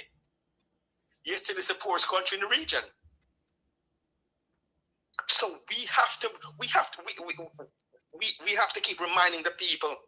And even though corruption is down on their index, we have to keep you guys have to keep going with this, because the only way we can change the people mindset, and it's a mindset that we have to change, you know. We have to change our mindset and our behavior, and it's not going to happen overnight. And I don't want you guys to give up, and we all can't give up and throw up our hands. No, we definitely need that paradigm shift. I want the best for our people. Yes. For our people. Okay, and the amount of money passed through Jamaica should not have the level of poverty that it have. We just saw the hurricane come, and we still have over hundreds of thousands of people still homeless, still not have them house rebuilt. we saw tariffs, we saw immigration acts, and in the last 10 years of this government, we've never seen or heard this government come up with an economic plan for the country. And if anyone has, please let me know about it. We have not seen this government implement legislation or policies or engaged in any initiative that is benefit to Jamaica by unilateral Caribbean countries in terms of agriculture, in terms of technology, in terms of education. We have not seen any of that, and we see how the world is drifting into its sectors, into its groups, and we've seen countries in the Caribbean trying to make that leap, but we have such a dunce and inept government that they can't even be on their size 13 foot, and we have not seen any leadership towards creating any sustainable economic growth for the country. We have a ton of the Caribbean countries around us, and we as Jamaicans, which was once the beacon of the Caribbean, is now the laughing stock. All right. When we have all right, Carla. Let me give you. All right, Carla. Hold on, Carla. Things that are happening. All right, Carla, hold on. Let me give you 1 more minute to finish up, because we have some investigation piece to go in, and we want Melting Pot to make his input. So use 1 more minute to finish up. And thank you for the call. I mean, I just want to conclude by saying to us that, to the people, don't listen to Andrew Holness and his bullshit. And Jamaican people, y'all gotta wake up. Y'all better than what's going on in the country. Y'all, we can do better than the Andrew Holness government. We can do better than what's happening in Jamaica. And the list of corruption that you read out to the Jamaican people, they need to listen to that, because it's that times 10. Because there's more that you haven't even included in that. Exactly. And be more specific in certain things. So that's just a fraction of the corruption and the amount of your money, Jamaican people, that you have worked for and paid into the system that's been pilfered from you by Andrew Holness and his cronies. Please, my brothers, keep the job going on. Keep telling the people, keep educating the people, keep educating them, because they've been brainwashed by the Labour Party, Jamaica Labour Right Party, and Andrew Holness. And the brainwash is only to suit them, not the people. My brothers, I rest my case and blessings. Have a great day. Blessings. All right, Melting Pot. Yes, go ahead. Sorry for that cut. Yes, so welcome such a caller with such input as well. As strengthen the conversation and give us credence on the program as well. But just to look at what is happening as it relates to how Jamaica has been run under the GLP administration led by Andrew Holness.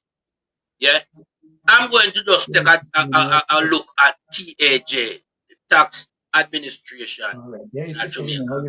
Yeah, and what we see with TAJ, is that they seem to be caught up in high-level corruption with the government. All right, hold on. Because they are not collecting the tax, which they are the agency entrusted with collecting tax. But we see where they also rent building for a period of time that, the fraud taxpayer have $3 billion for rent.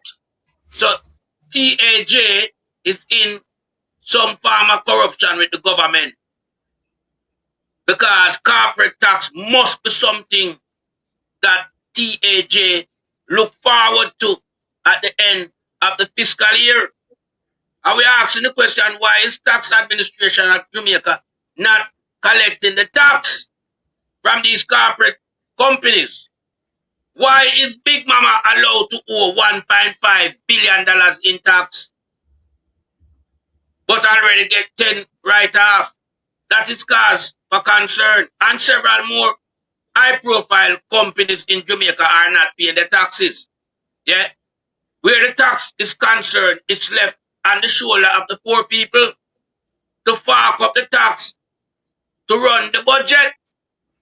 And this is why, as Sir Byron said, earlier on, in the last budget that Nigel Clark did, there was a shortfall. And it's simply because the company tax are not being paid over. So we have to ask the question, what is going on at the tax administration office in Jamaica? We have to take a very good look at them. They are playing a high level of corruption in the society. Whoever is running up there is tying themselves to the government, allowing companies that are being granted this type of tax waiver by the government not to pay their tax. One such entity is NNN. Okay? Because we see recently, where that same mouthpiece organization merged with a Dushan Shabadia who merged Revo with NNN. When NNN won $1.5 billion. So we're asking the people and the authorities in Jamaica, how did such a merger come about? When the entity is delinquent and should be wind up, how you allow NNN to merge with Revo? How comes this Dushan Shabadi guy become such a powerful billionaire in a Jamaica? When him come there 2015 broke. Him broke 2015. We have the evidence. But before you could have realized who is this guy, him turn a billionaire. Most people don't even know who him is. He's not a born Jamaican. But we watch grow up and know so well let them gain them well through either sports or music and decide to go in a business. This guy is a pauperization guy from India. A drunkard from him idea and knee. Him claims him drink 1 liter rum every night and smoke 50 cigarettes a daytime. Yeah? And we don't hear not about no upbringing in a school, no university. But him have so much education, so much knowledge, wealth and knowledge, and him come to Jamaica as a stranger and become a billionaire. But I hear the sheriff say one thing, and that one thing when the sheriff say him do, him never identify the source. We know who the source is. Oh. And the sheriff know too. Oh. We know who the source is. Who is donating big sum of cash to the Jamaica Labour Party. On top of with them thief. The 14 billion to run the election. Yeah. So everything that is done by Andrew Wallace, he has done it under illegal circumstance. And it mixed with corruption. And this is why United States is looking at him as a piece of shit. Yeah. And making some stern requests from the garbage. And him can't answer back, so he might try to fix things for him one way. He cannot fix nothing for Jamaica again. They can't mash up Jamaica to the extent where Jamaica can't repair by the Labour Party. It have to take another party to repair Jamaica. The ideology practice of the Jamaica Labour Party is not to build, it's to destroy. So under those circumstances, we can't leave the country, but them to build it back. After 3 terms, them destroy the country. Yeah? Just look at that clip that just played from 2010. It tell us 6 trillion, several hundred billion, several hundred million gone down the drain through corruption. Now the caller just rightfully tell it could have been us, everybody. School should have up and running. Hospital should have up and running. 6.3 trillion. Come on. And some serious money them guys are move. That's why if you notice the whole of them, the whole of these poor men that go into politics, they are filthy rich in a poor third world country. And so that will just show you, say, because them take all the money, the infrastructure must remain broke down to the extent where you see the hospital run right down to the ground. Can't remember, University Hospital in West Indies, the director them up there who administrate, wanted to shape them own administration. Tough time going and change up that and threaten the people them. Yeah? And set up people on board of directors. And we see where them are going with. Yeah? We see where them are going with, Right if a prescription for a patient, yeah, fill out, and the hospital not have the drugs, them not allow you to give the patient the prescription to go fill it outside of the institution. So them a milk the people them a go up there. Yeah, it's a business them a run. And by running a business in the Caribbean top institution for learning and teaching, yeah, it show you so them run down the institution to the ground. Them corrupt it like Delaware, where the whole of them go get for them doctorate, camouflage degree. It's the same thing them are doing. Them bring University of the West Indies into disrepute right now. The high level of corruption that is plastered all over this institution. It's a disgrace. It's a disgrace. Because you have other institutions in the Caribbean, you know, like St. Augustine University in Trinidad, you know. Yeah, and you know, hear them type of scandal that come from them places. But Jamaica, who's supposed to be the beacon of light in the region, in terms of size and population, has now become the laughing stock as we hear the caller saying him right, and we know it, we endorse it, because of the Andrew Holness-led administration, who just see them way every day is to steal from the public purse, mashing up the country. Jamaica, we all know Jamaica is supposed to be wealthy. The size of the population, people, yeah, the amount of money where the country get, yeah, where it now have to do nothing, just get them the free. You understand? The amount of things where Jamaica have to rise itself. The amount of tourist dollar will come in at Jamaica. But Jamaica run down and broke down and pop down. And the Andrew Holness administration, it needs sorting out. And you can't leave it to criminals to start out the country. You have to take the country from the hands of the criminals.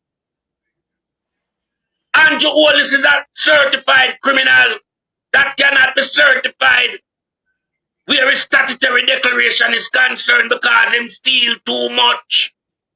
And it is showing up. The guy have a big washer girl when car from India. Where it coming like him get every contract in Jamaica over the last decade. A broke pocket guy, you know. We say him yam, potato and salt for 1 month. But him turn the super giant billionaire all over the world. Where I tell the people him lie.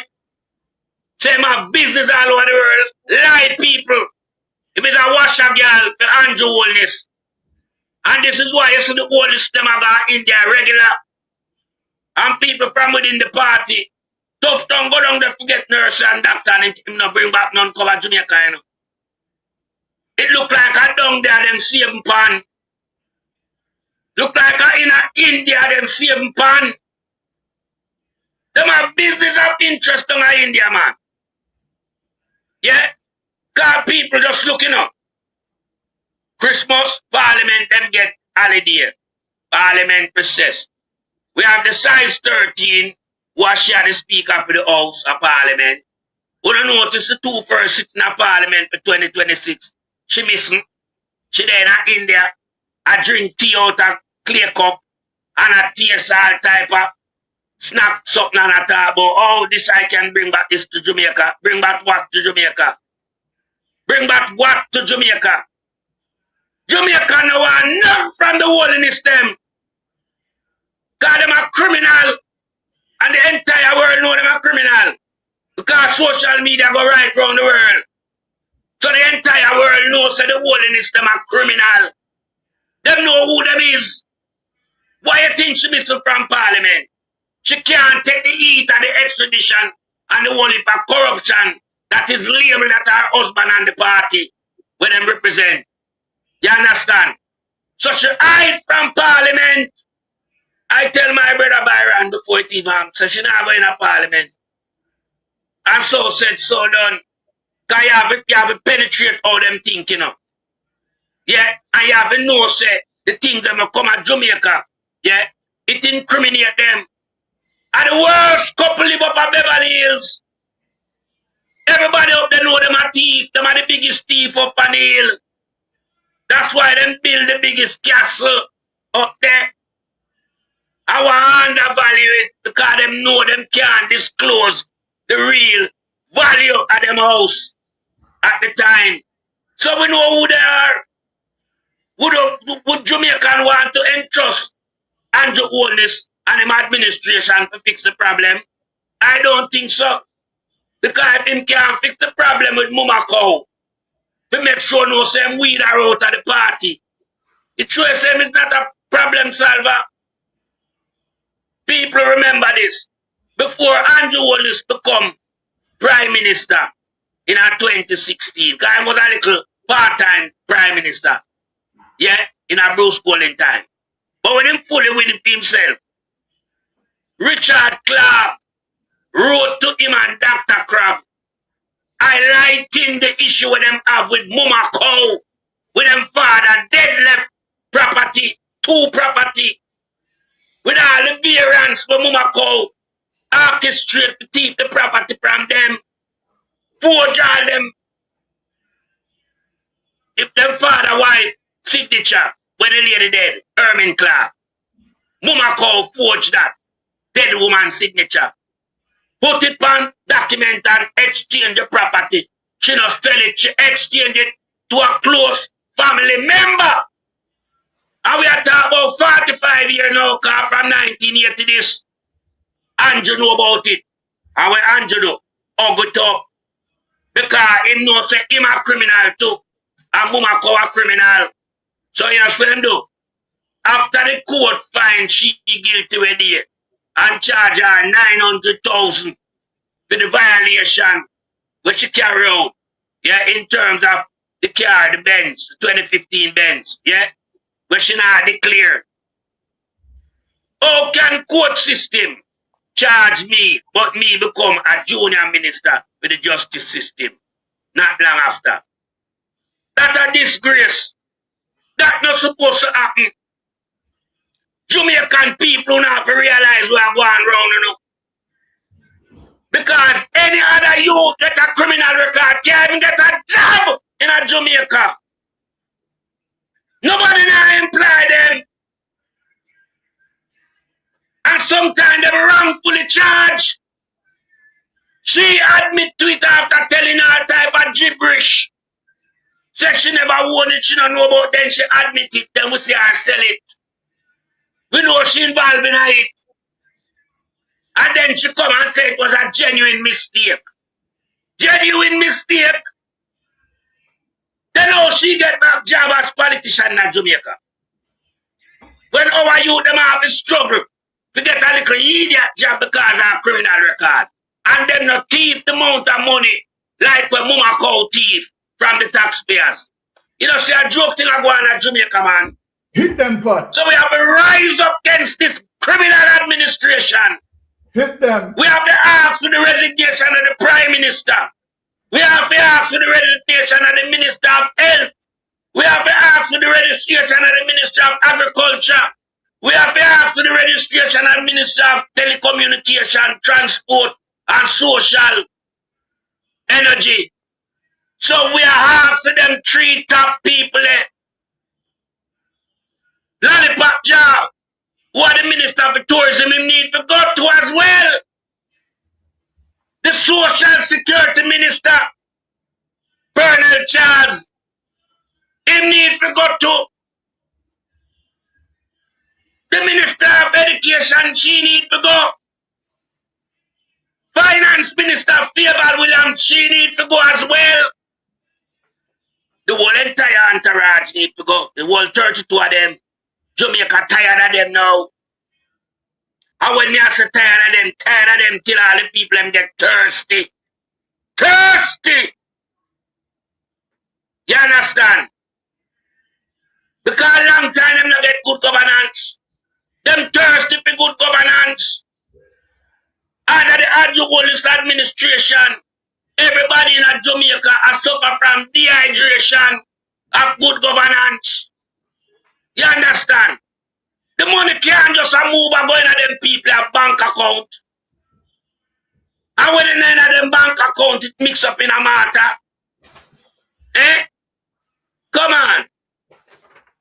We as Jamaican, we have to realize the type of damage and the extensive damage were done by Andrew Holness and the Labour Party administration. It is affecting people living overseas right now. You can't imagine you can't get your food, your taste bud delight gone off of your table. You have to seek other things to put by your table to feed your family, but them not used to them product there. Because of a criminal prime minister we have in the country. Because of a criminal administration, a regime that will not stop before them destroy and sink the country. Worse than how you support Ryan Singh in a 1632. So we want to have a concession now. Yeah? Where everybody rally around the cause to move this administration. 521 million. The 51 contract of a UHWI. When I have no procurement. It don't get no look over. Tough tongue responsible for that. Tough tongue is a serial apex criminal in our country. A minister who tie up on a road in a night in a pandemic. But never hand him over to the law enforcement officer. So you ask yourself the question, what are we doing with a guy like Tough Tongue? When you look, the amount of money we're missing from RADA and agriculture, unbelievable. But we didn't know so that didn't gonna happen. Because we see the fertilizer them I come out and we hear say equipment like cheer and all some other things leave RADA unaccounted for. That is flight green work. You understand? Remember, you know, the way them people are dangerous, you know. Tough Tongue import bad rice to my country, you know. Bad rice, and them import bad fertilizer. When the farmer them spread the fertilizer and them feel a be a maggot. Be a maggot! Because the fertilizer was shit. Oh, you have people in our administration that do this thing to one little Caribbean island, man. Because we're black. We don't rate we are lunatic, we are idiots, we are dunce, we don't have no sense. Which administration would have bring in fertilizer we are shit? But when the farmer them and the country use it, a pay maggot breed up in them field. The Labour Party administration has done that. Yeah? So our people don't have to realize, you know, enough is enough. We can't have this continue like the Rhine River flow. No! This has to stop. People must go to prison. We need back that cash. We need back the cash from them asset. We need to prison them and seize them asset and liquidate it back into cash and put it back in the economy. Then Jamaica will have an independent economy. And I yield back the floor to you, my brother. Wow, judgment on the melting pot. Yes. But my listeners, right, my brothers and sisters, we are going to now dig deep in something in terms of when we're done. We want to also make a recommendation, right, for Mocha and Phil. We're asking kindly, right, that when we complete this presentation, they need to follow the lead that we are giving them as it relates to Dushyant, Savadia, and Andrew Holness. And we are going to break it down. Now, we have seen that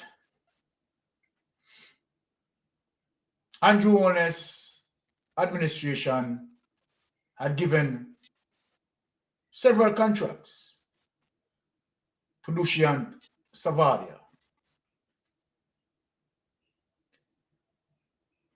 We have seen that the Prime Minister not only give him contracts, but give him, high-powered responsibility in terms of being an ambassador. So the Prime Minister had done that. And so the association between Andrew Ones particularly, and Dushian Savada really need to have an in-depth look, a deep dive. Now, let me just present some evidence of facts as it relates to the association between Nevadia, right? Dushian Savadia, and Andrew Ones administration in terms of business contracts. Let me just pull up that and show the evidence. But we are going to go beyond that. Now, let us look on this document. Now, so obviously you can see that I have done some research. Now, using the AI, right, Google AI information that the search engine will normally go through the various websites and any information that is out there that AI tool will gather all the information from the various websites and summarize it. So this is why we use this, very effective. Based on available reports up to early 2026, Dushian Savadia, founder of Amber Group, has been involved in several high-profile technology initiatives with the Jamaican government, some of which are contracted while others were initiated as donations that later involve maintenance or customization fees. Key projects and initiatives linked to Savadia and the Jamaican government include, so you understand the reason, the subheading that you search under. Jam COVID pandemic management system developed by the Amber Group. The system was initially gifted to the government in 2020, but involved subsequent contracts for additional features, customization, and maintenance. Now, when this app was created, Christopher Tufton came out, if you all remember, and said that Dushian Savadia did the app for free. Well, we learned otherwise. We went on the Jam portal and found out that Dushian Savadia for the app was paid over 3 million Jamaican dollars. So we settled that. The lie that Christopher Tufton told and what we found on the Jam portal, we settled that. We showed it to Jamaican people. We showed that evidence. All right, let us go further. Humber Art Academy, a partnership with the Art NSTA Trust to train young Jamaicans in coding and digital skills. Let us get into other document in terms of the search that I did. So I want people to stay tuned in terms of what I'm presenting here, right? Now, let me bring up the other document. All right, Amber Group 2. Share. Okay. Coding in schools programs, an initiative designed to train 400 students across Jamaica. 400,000. 400,000. Thank you, Melting Pot. Constable Smart, an AI-driven policing tool launched in June 2025 in collaboration with the Jamaica Constabulary Force. National AI Lab, a partnership focused on building local AI capabilities. Now it reads, while Savadia has been appointed as an ambassador, see there Jamaica, as an ambassador and special investment envoy for technology for the government of Jamaica, specific total and up-to-date numbers of distinct formal government contracts have not been publicly disclosed. with some officials and critics questioning the details of the procurement processes involved in these initiatives. Savaria has also partnered with the government on philanthropic efforts such as a $5 million initiative with the Art of Living Foundation in 2024. I also share that information on this platform as well. Now, we are getting into it, my Jamaican people. Right? Let me just follow, right, the detail of my investigation. Right? So we said, okay, all right. And I want business mind to be there. What we realize in terms of the investigation is the short space of time that Amber Group seems to have become a billionaire, a huge company, just like Andrew Holness, similar to Andrew Holness. The profile as it relates to their capital injection, right, in how they accumulate it, right, happened in a very short space of time as it relates to billions of dollars that they had generated. So that's a similarity. So we said, whoa. Now, so for a company who is seeking, we say, I would define economic of scale, growing, to expand, to employ more. Melting Pot and myself discuss, right? And Melting Pot communicated that, you know, Mystic, I haven't seen them on the Jamaica Stock Exchange. And I said, oh, a big company like that expanding, going out of the boundaries of Jamaica, not being listed on the Jamaica Stock Exchange.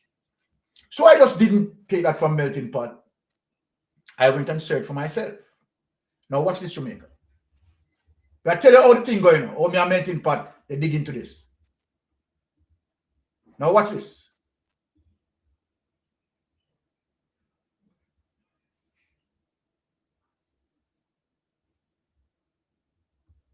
Look at this.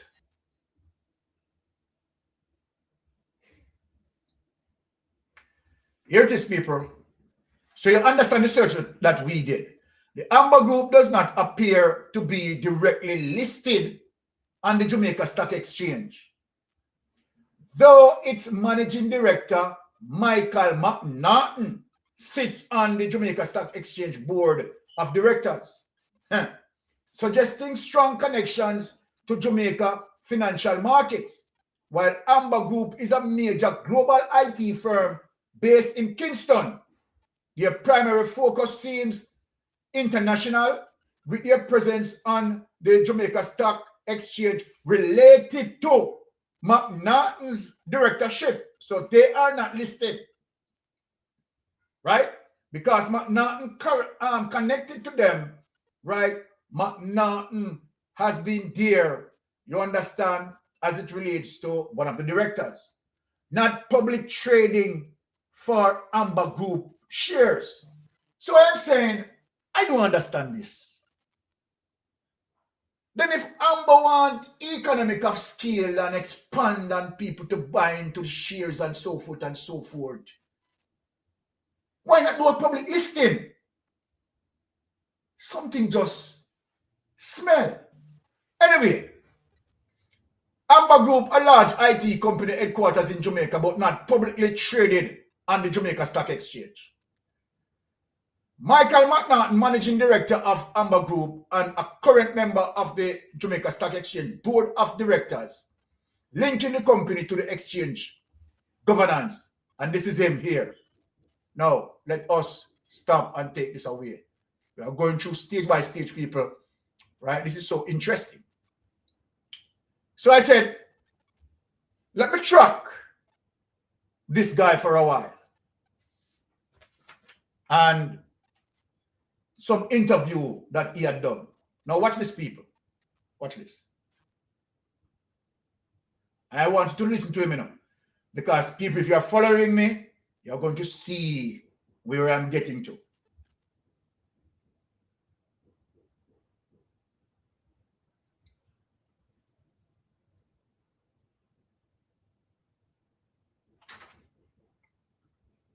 All right. Now listen, people. Listen to this. Online, who is our very special guest this evening. His name is Dushyant Savaria. You may have seen this name. You may have seen this face. You may have seen pictures of him climbing Mount Everest, quite literally, over the Christmas holidays. He is an... And we're on the Jamaica. You see that what this person said, that Dushyant Savaria was climbing Mount Everest. We also had proven that to be a callous and vicious lie he told. He did not climb Mount Everest. And we have the evidence to prove. This is a effing lie. This brother is. Entrepreneur who, I want to say a Jamaican entrepreneur. He's a naturalized Jamaican citizen, originally from India, but he's going to tell us more about his story tonight here on Taking Stock. Welcome, Dushyant. Very good evening, Kalila, and good to be back. And thank you for inviting. It's an honor to have. Love having you. I can't believe it's the first time you've been on the show, given all that you've done in business in this country and for this country so far. Yeah. Tell us a little bit about how you got started in business. And first of all, what brought you to Jamaica? Good question. And I came to Jamaica in 2012. I came under the Art of Living Foundation, which is one of the world's largest non-profit organization. I taught a lot of stress management workshops across inner cities for youths, and I did thousands of inmates. I taught a lot of stress management rehabilitation workshops in the prisons. And early 2015, Kalila, I ran out of funding for the Art of Living Foundation's need to continue the charitable work that I was very busy here with. And that's when I decided, charity cannot happen from an empty bowl. To do good in the society, you need wealth. And that's when I decided to build businesses with the sole purpose to do good for the society. So we came to Jamaica around similar times, and your entrepreneurship bug bit after you ran out of funding for your charitable work. What was the first business that you started? Early 2015 was funny. I was sharing it with someone this morning. You won't believe this. Even before I started my first business, I actually registered Amber Taxi as a trademark in Jamaica. So it's been something on my radar for a long time. We'll talk about it later. But the first business we started late 2015 is when Amber Group, or Amber Connect, was the first company in vehicle tracking and fleet management solutions. We built one of the world's most powerful AI software to manage individual vehicles or fleets both. That is what gave us a roaring success all over the world, operating in tens and hundreds countries all over the world. And and since then, one after another, we just kept looking at what else. So people, what I want to pay attention to, based on the magnitude of the business, right? This company is not listed on the Jamaica Stock Exchange, right? And she's not going to ask him as it relates to the source of funds. So people, we want you to listen, right? To hear if the interviewer, right, is going to try to get an understanding of the source of funds, because that is where we are going, people, right? So we want everyone to share in the listenership. Adds to our ecosystem and built more businesses on top. So did you have a background in tech? No, I actually don't have a software development background, but certainly in my past life, I've worked for Xerox, I've worked for Best Buy Europe. So I've been in the tech space in my early days before I became a full-time volunteer for the Art of Living Foundation, and during that time too. And then eventually, of course, what I always had a passion for is to find pain points for consumers, identify the right tech solutions, and turn that into a pleasant experience. Because I think one of the things that we know Amber is named for is you guys develop a lot of apps, like all the big apps you see powered by Amber on there. Tell us some of the ones that you worked on. We've been working on so many apps from around the world, whether it is in the banking space, fintech space, whether it is utility companies or security companies, transportation. All right, we're not going to take too much of this person's information. We're just using a little portion of that information. We just want to establish certain things with Dushyant Savadia. So let us stop share this and move on to the next clip, because we know where we are going. All right, let us move that away, right, and share the next clip. Right, we don't want to lose you people.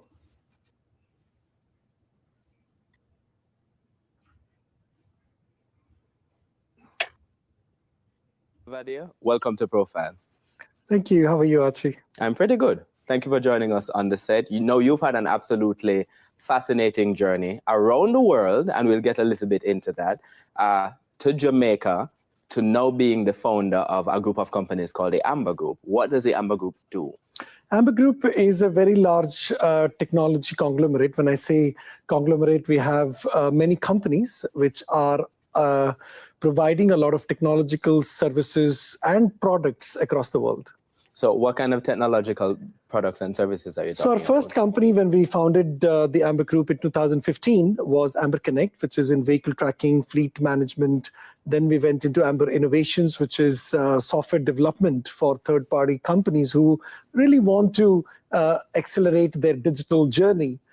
We also went into petroleum. We have Amber Fuels. We provide sophisticated software solutions for gas stations. And then we also went into Amber Pay, which is a payment system. And then we also added Amber Aviation recently to our portfolio to bring recreational aviation for tourism in Jamaica. And, end of the day, the entire thread that connects all our companies is to do good for the society. So we find good businesses that not only support and assist Jamaica and the rest of the world and solve some real problems, but at the same time, all the businesses are designed for one purpose, is to do good. No, as you talk about that, the name, you're associated with a lot of different kinds of companies, but people might not necessarily know some of these. Well, they know the companies, but they might not necessarily know that Amber Group is behind some of these. So companies, for instance, like the JPS is one example. You're the one who runs the app or designed the app where people can pay online. And you're involved in a lot of businesses like that. What are some of those businesses? So we, like I said, as Amber Innovations, we build a lot of products for third-party companies. JPS is one of our clients. We have so many different large banks, different businesses, which approach us for software development to accelerate their digital journey, and most importantly, bring something fantastic to their customers and create that ease and convenience for customers to interact with their businesses. All right, so we are not going to take too much of this information again. We just want to show the basic understanding in terms of what he's saying. So we know that we are dealing with a big tech company as according to him. But let me shape what I'm shaping here. All right. So Jamaica. Here it is. Dushyant Savadia, right, left India, right, spent some time in the Caribbean countries and end up in Jamaica 2012. And between 2012 to 2015, as according to him, he was doing charity work, right? And where he went broke in 2015. No money, broke. And so then that becomes very much interesting to me.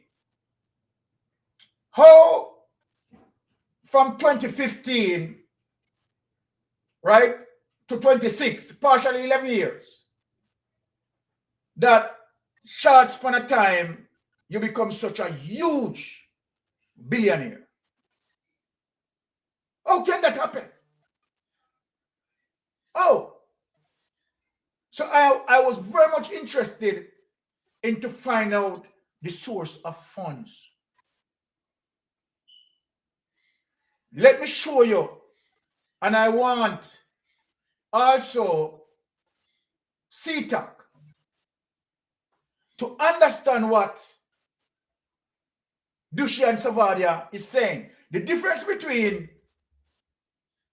Savadia, why we are asking for the investigation to be done, and the difference between Andrew Ones at this point in time has not established, right, his source of funds as it relates to his wealth. He cannot explain his wealth. That is Andrew Ones' predicament. That is one of the reasons why Andrew Ones' statutory declaration cannot be certified, because he can't explain it. The mistake that Dushi and Savadia made was to try to explain his source of funds. People who come, more every Jamaican come look on this. We are asking CTAC to investigate this, because the source of funds, based on what he mentioned, has to be also done by bank electrical wiring. Simple means no, we have that data that can be investigated, that can dig into to verify what he's saying. People, come with me. This is not funny. Now let us dig into this. I am going to read it like a storybook, because indeed this is a storybook. Let us get into Amber Group 2 here with my research. Now, people, follow me. Make we all read it. But on that day in January 2015, a very close friend suspected that I didn't have money and refused to ask, as according to him. So she decided to visit me one day with her husband. Open quote again. They looked around the house and saw that the kitchen was empty. This is in 2015 now, people. Nothing was there. And she said, "Are you okay?" And I said, yeah, everything's fine. But it appears she knew something was wrong. Her husband opened the cupboard and the small apartment and saw that there was nothing there. Savalia said he was compelled to confess that he had nothing to eat. Remember, 2015 days, broke, hungry, and remember the issue with him coming from India, he was also alcoholic. So many people put in that. And his friend and her husband bought a big box of food for him, enough to last for a month, he claimed. He said he was also given money to last for a month. Before that time, for almost a month, I survived only on boiled rice and boiled potatoes, because they are the cheapest things for a vegetarian in Jamaica. I survived on them with only salt. This is what this man is saying, 2015, broken, hungry, no money. All right, people, we are getting to it. We are getting into it. This is not funny, people. This is not funny. This is not funny, people. This is not funny. I can get into it.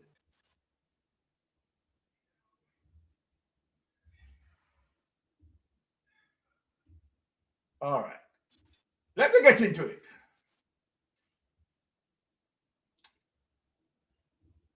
The story I get nice, Hey, boy. Tell you. Nice. But have you realized? But having realized he couldn't keep on teaching without being able to eat, Savaria said he started to put together the business plan for the Amber project. And I reached out to one of my students. People want to listen to this, And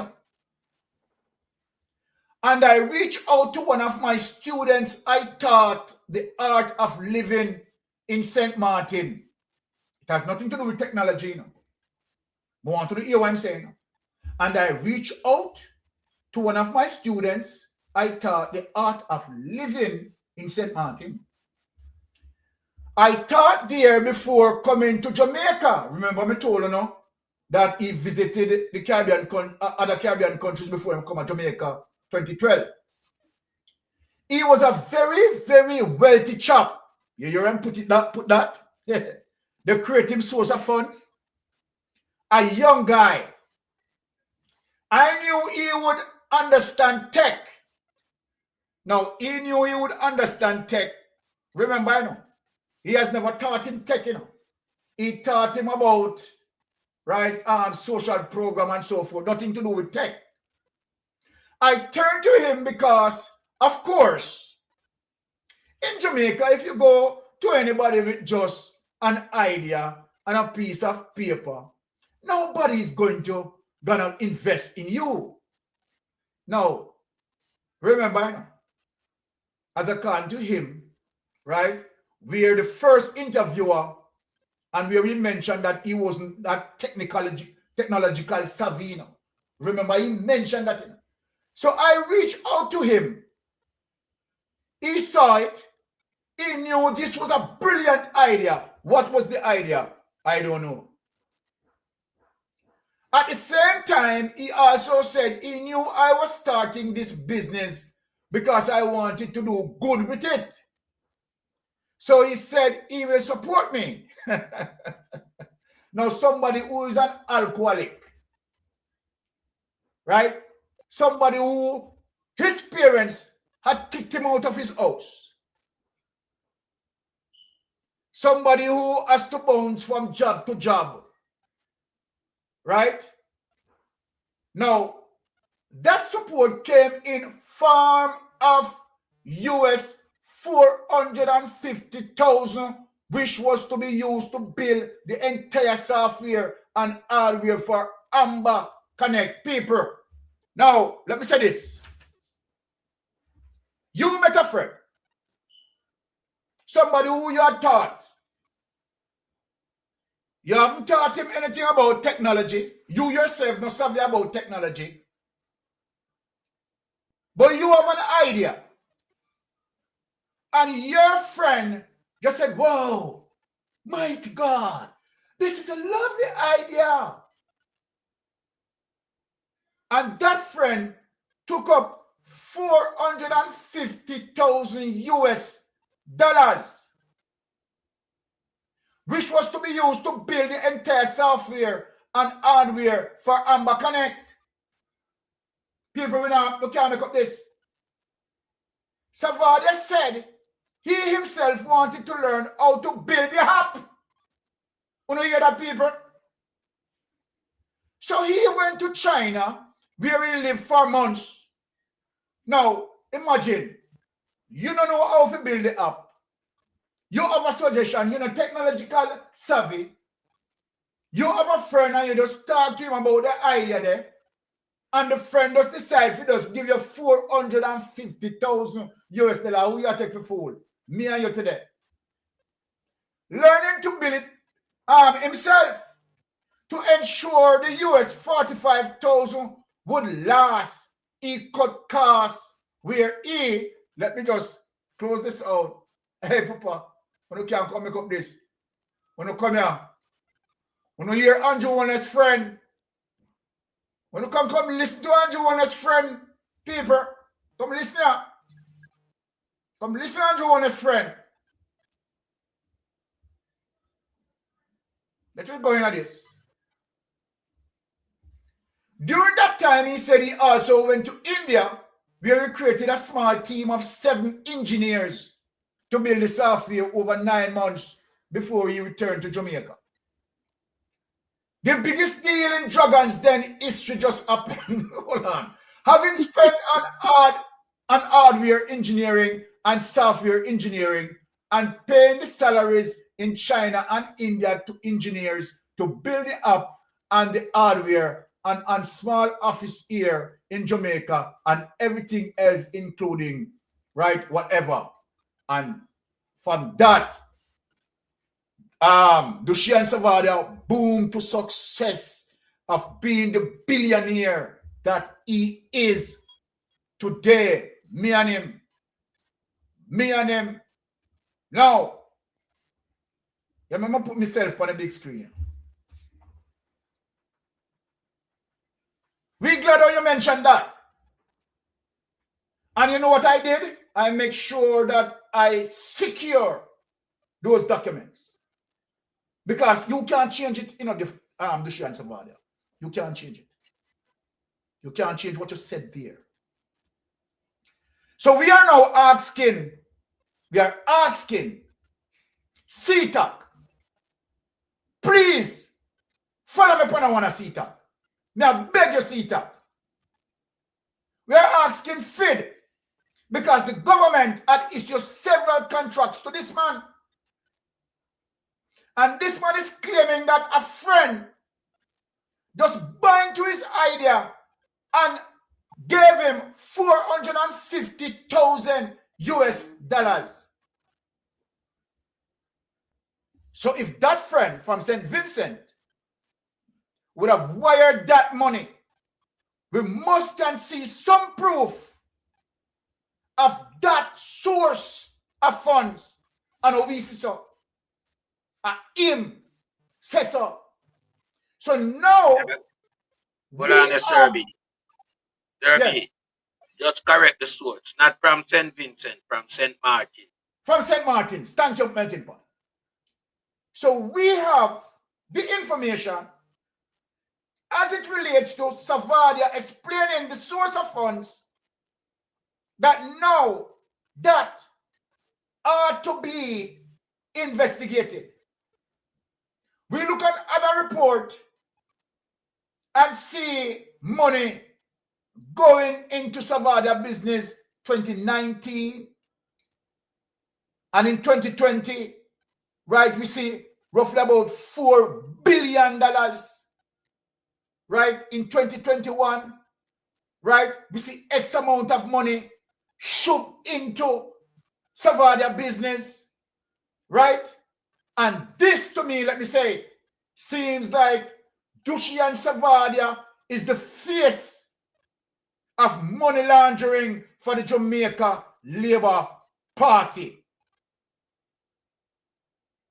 FID, CTAC, I would like you to prove me wrong in investigating the source of funds that he explained that a friend that trusts him so much gave him $450,000 US. We can't make up that. That is what he said, and that is what must be investigated to verify Dushian Savadia source of funds. Now, if the investigation prove to be contrary to what he said, Dushian Savadia have to now reveal the truth about the source of funds. Let me make Melting Pot comes in. Melting Pot. Yeah, man, and I mean, we have done a couple hours going through all type of documents relating to this guy and how he become a so successful businessman in Jamaica. So calling up people. Yeah. Because him upbringing, yeah, from where him from in India. Yeah, him could have never reached nowhere where him reach in life. This guy too lie. This guy said when him a 10-year-old, yeah, he must fail. I never said, state clearly. Him say he must have failed at the exam. And he was abused by him uncle. Picked up, strip off, fling up against a wall. So him physically abused and him sexually abused. You understand? And him turned to alcohol when him consume 1 liter of rum every single night and him smoke 60 cigarettes a day. Yeah? At 14, he was kicked out of him home. Him father say him have enough of him. Him father gave him 300 rubies. Or 3,000 rubies. Something of that sort. But it only value $50 US. And him from Delhi, so him went east of India. And him find himself on the train. And him say him wake up sober. And him ask himself, where am I? Him say him get a job as a kitchen porter. Washing plate. Yeah? And him not know if he sleep, you know. So him sleep on the same kitchen counter when night come. Yeah? And him do that for 2 months. And then him get a job now in a software place. But here him get the job and what position. Him say him get the executive job. No, you can at 14, you know. And you left your parents them run you out and give you 50 US. Yeah? And you take a train and you sleep, and when you wake up out of your soberness, you find a job in a night. And what time? Good? Yeah. Just come off our train. You sleep, you wake up, you just come off our train and you find a job as a kitchen porter. And you live same place there. Yeah. So you would have to tell the man them say, well, if not know if you live, you know. For them allow him to see in them establishment and sleep there. But alright, give him the benefit of the doubt. Yeah. But at 2 months him spend there, you know. And then him left and go in a software job. Yeah. In a mobile company. Yeah. And then now, him are just 14, you know. But you're the biggest shock now. Him say him always want to be a pilot. Call me a quote from a different interview, Sir Byron. Yes. Can't keep giving all type of interview, you know. Him not consistent with him interview. So him say, him always want to be a pilot. Yeah? Cause the story no last long to him tell you how long him spend at this place. But telling us so much different gibberish. So I'm going to study for pilot. Now this guy not going to university, you know. You know, hear me tell you about no school, you know. And this are 14. So him now have no intel in his head. My lunatic based on where I listen from him. Yeah? And then him all tell you same come to UK. Cause him not done one story, you know. And him come to UK and him married life going to ruins. And you know, him going at this charity, yeah, same charity we hear my talk about. And then now, him in at the charity at work. And then one of my friends said to him, said, why don't you go to the Caribbean? It offers you such ambience and peace of mind. And him say, I saw him come at the Caribbean. Now he moved from several different islands in the Caribbean. Because I look like him done out the island them down in the Eastern Caribbean. I mean, they are Barbados too. Him get an interview in a Barbados. Him the St. Lucia. Yeah? Him not tell we not about no St. Martin in the interview. This is how we know the guy lied. But people, we did listen to the interview long time and them take out a whole heap of thing related to local source out of the interview. Because the money where you hear him talk about, a Jamaica can get the money there. But you will come bring the program for them take it out. You're Me have searched it and we can't find it back. You're 100% correct, Martin Pat. Because the first source, right, was Jamaica. He got the money from. Right. And then now he you know, switch it and said that it is from Saint Martin. Saint Martin. Yeah. You understand? Yeah. Can't tell you everything, you know.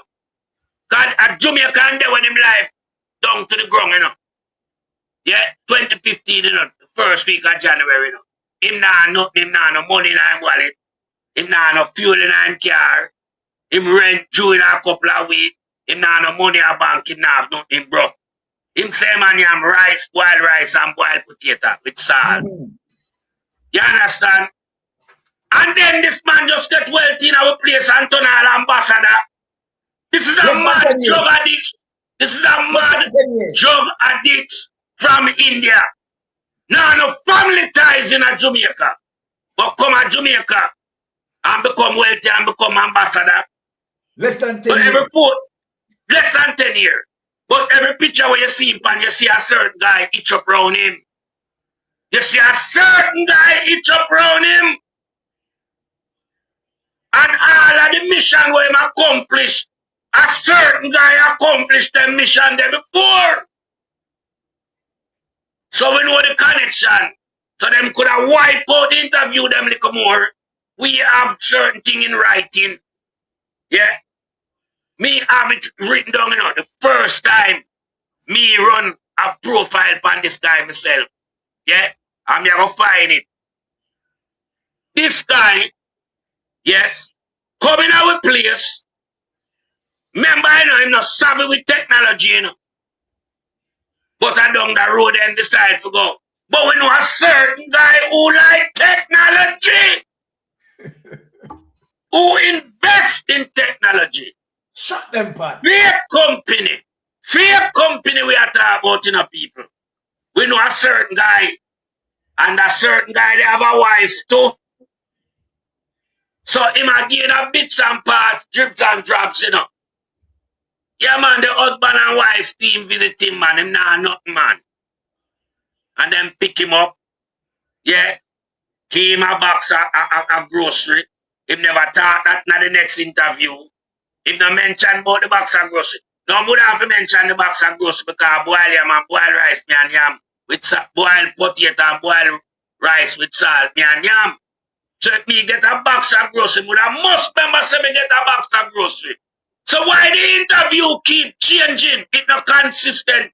Everywhere him go, him change him interview as to him genesis of how him survive and become wealthy in Jamaica. You wouldn't have to change that. That would have been consistent in keeping with your interview the way you started, because I see the way it started, it can't change. It coming like a landscape I will sit on billionaire, You remember the landscape of that big rich banker that was only know himself to be a landscaper? Well, this guy upon a different interview, him tell you say, him register Amber Taxi. And then upon a different interview, him register Amber Tech. Where are going with that guy? This guy now no IQ. Him can't remember what him say. Because I lie, him I tell my people. That's why I can't remember it. Hit him, Pat. Hit him. Lie him I tell. You see, if it's the truth, he would remember it. You understand? But I'm glad that him send it sexually abuse. Because I see him run a big woman now. I see them merge him with Big Mama. Because remember, the same stable enough for a certain guy. A certain guy run that stable there. Is a certain wealthy man in a Jamaica responsible for Big Mama entity. Big Mama is only the joker in the park. So Big Mama thing. So imagine, Pat, him no longer sexually abused, but him sexually now induced. Induced? Oh, you know, Sir Byron. By a Big Mama. Merge together. What a conglomerate. So when we are look on Sir Byron, yeah, it's a close connection with a certain affiliated member. When you're looking at the triangle, that certain affiliated member they connect to all of the dot. On the angle them. You understand? No man in the world can broke at the start of a decade, but by the ending of a decade, is a super billionaire in the country. Laughable. How you quantify that? Impossible. You come here and no family ties in Jamaica. Where will you come to Jamaica and become naturalized citizen and want to go back to India? You give up your citizenship in a bigger economy, a bigger country than Jamaica. Return citizen of Jamaica. That don't make sense.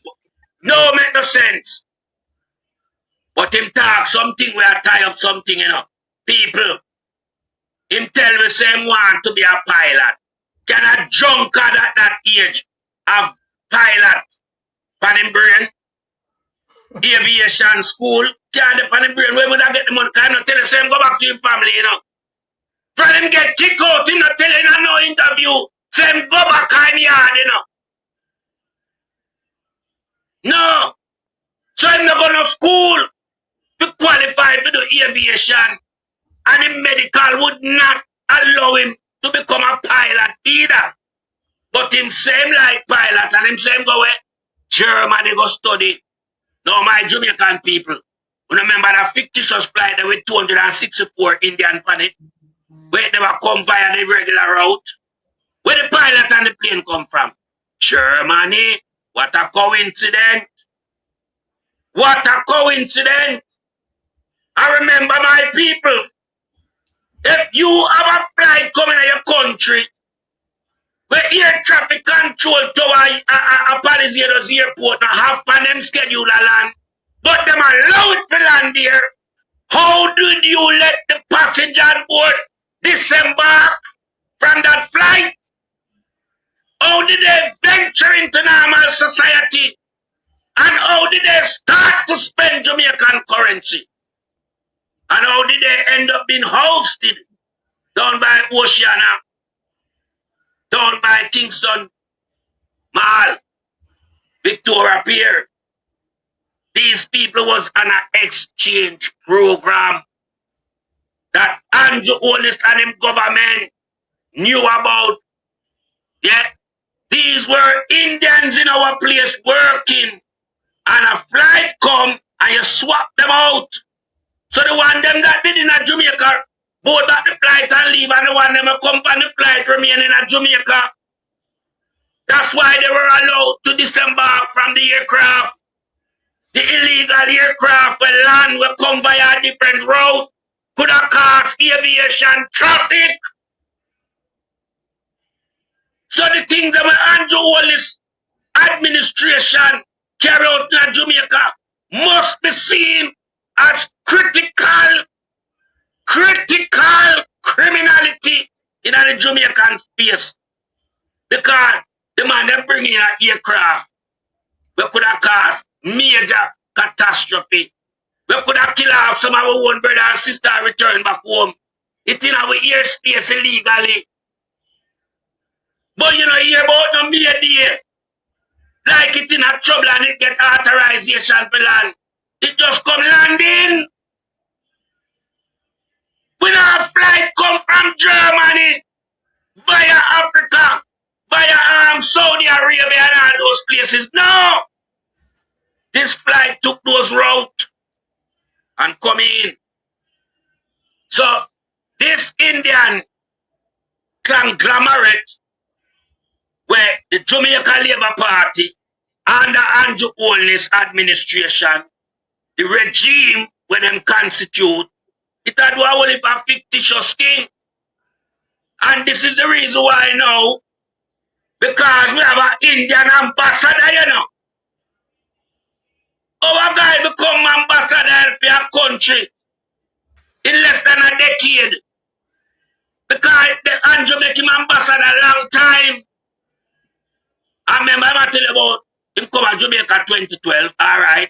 Yeah, which we know a lie. In the day in Bahamas, Barbados in 2012. We see the interview when him give down there. It never there Jamaica 2012. This guy a too lie.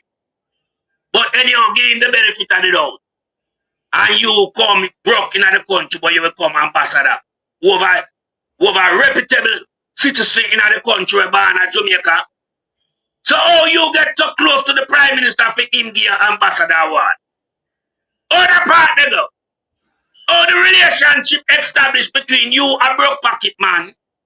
Alright? Cause me I will show you, you know, people. If him claim say, him get the money from a friend in a St. Martin, yeah, then he would have be an independent businessman of the country.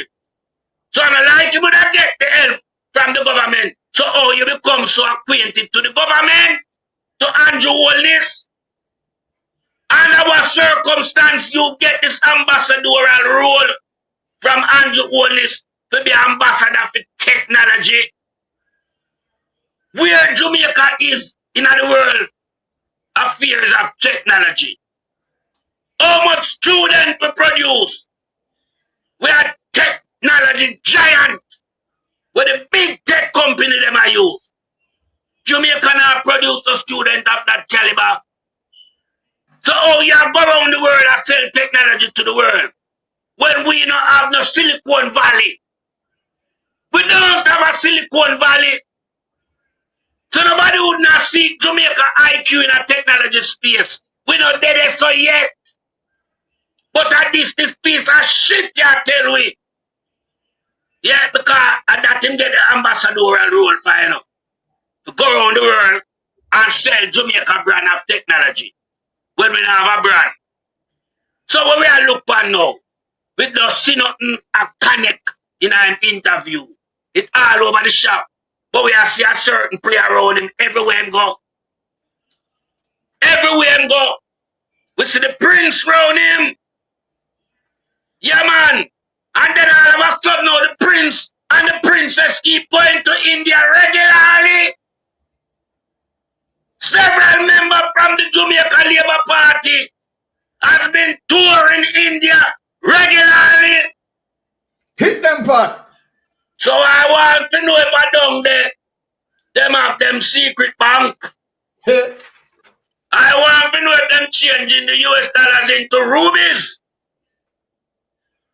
Is it at the US? Because remember, you know, this guy business established right around the world. So most time currency when generate would have be US currency. So Uncle Sam money now I go back down to India. Go convert into rubies. I don't know, I'm going to ask the question. Because what I am seeing in front of me, you know, it's cause to concern. It look very suspicious. And it smells fishy. It smells stink. This is a stale fish we get rotten, you know. And we have to do what? We have to expose it. Under no circumstance, yeah, this guy could make life in a China and tell us if got China and can't make a life down there. Yeah, and then a UK, him could make a life. Him visit the other rest of Caribbean country them, him still can't make a life. Him come at Jamaica broke and him get the finest of life, become super billionaire.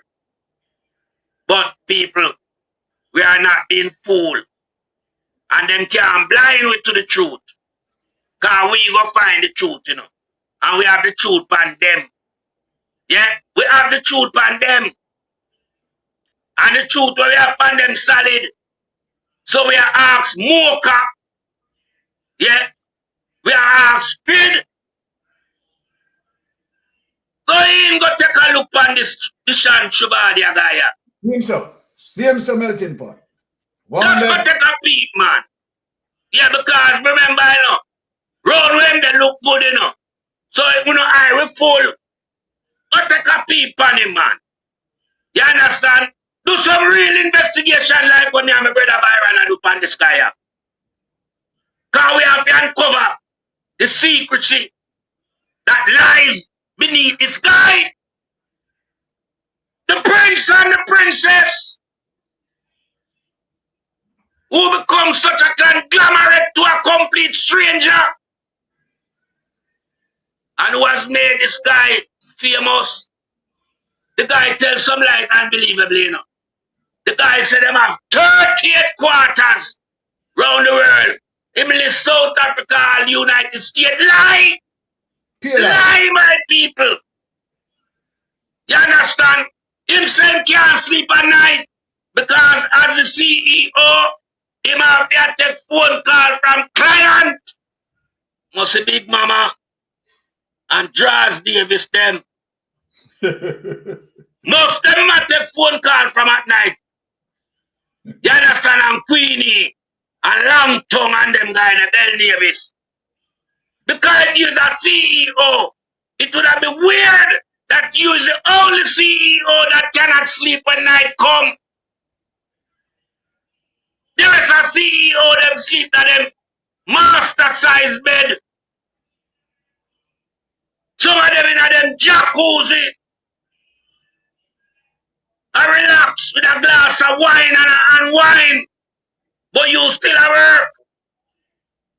So but you not tell me about no other partnership within the business. From you get this 450,000 US and you take off like Concord. You understand? You don't have no more business partner, you know, because you don't make mention of it, you know. You say you take the money and you go build the software down at China. Yeah. And India you pay bills and you come set up. Yeah. The software value 400 and well, it's within the 450,000 budget. Well, we will find that individual down at St. Martin. You hear? Because you think you're clever and you can rub out the Jamaica line of information where you're getting at your first interview. I'm going to be telling you, my people, the first interview when yeah, we know, say, the connection, the Samaritan was a Jamaican. But because we put it out there, them go clean it up. This is what me are telling you them do. Them go clean it up. Because them are clean up all of the information, you know. Down at Jamaica, you know. Because a platform like this platform, yeah, and over man in the wilderness. Them running scared. So they must cover they must cover the jam portal. You understand? Not no information that they are getting, you know. Information that should be made available for Jamaican. Them clean it. So them can't stop anyhow. Because we have ways and means to channel and navigate around them little dirty corruption ways of doing things. So we will still get the juice. We will extract the juice out of the product and present it to our people. Yeah. Because the high level of corruption with Andrew Hollis administration, yeah, has brought on the land of Jamaica. It is costing Jamaica and Jamaican a high price. Right now, product can't leave Jamaica again, go America. Them no want it. And it come with a whole heap of different stipulations so them can't go around it. And it come with prison sentence if anybody try to breach it. The visa freeze in application is a result of Andrew Holness harboring the Chinese them in a Trump backyard. And my Jamaican people, there's a fundamental problem with that.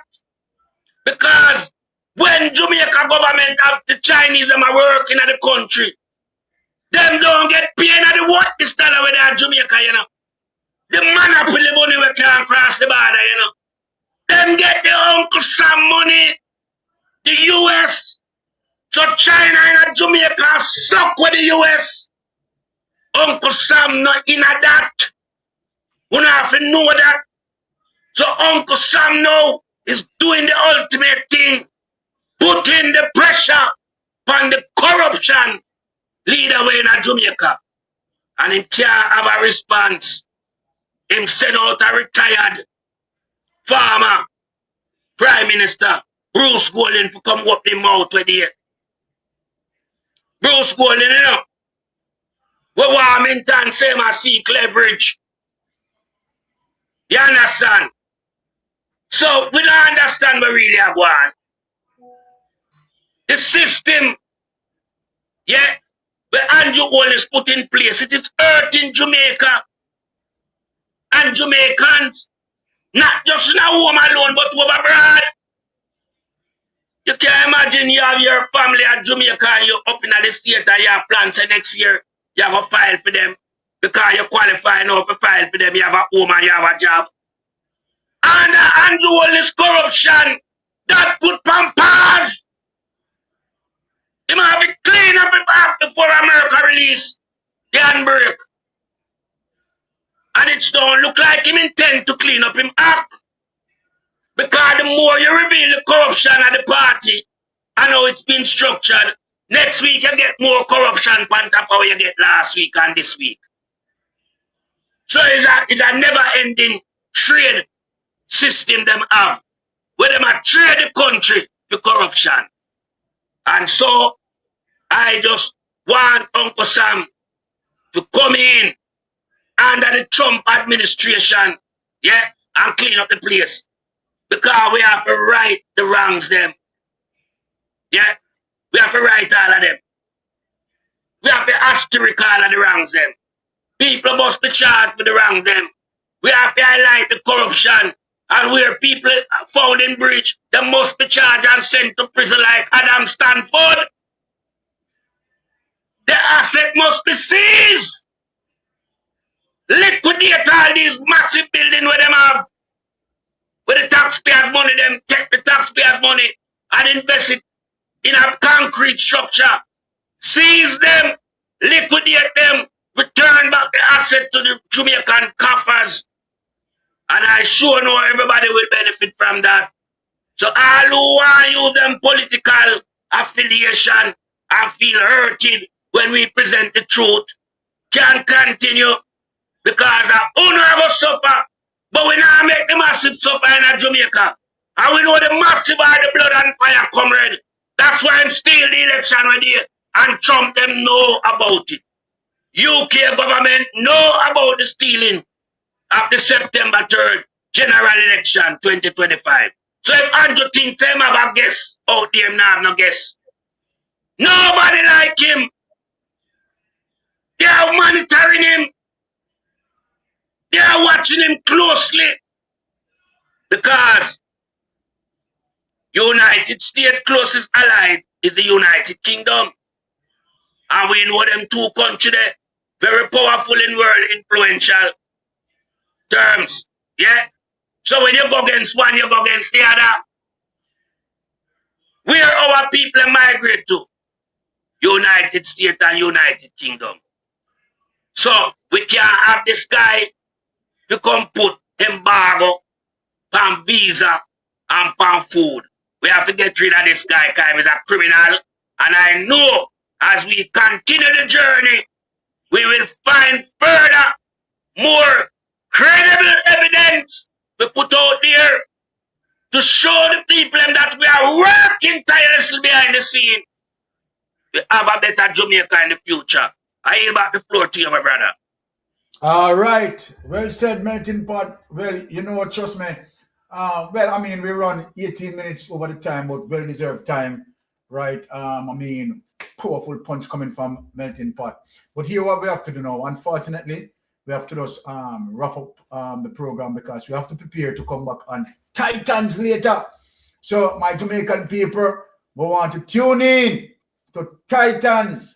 Right, we will be there. Melting Pot will be there. But hold on, let me take another call before.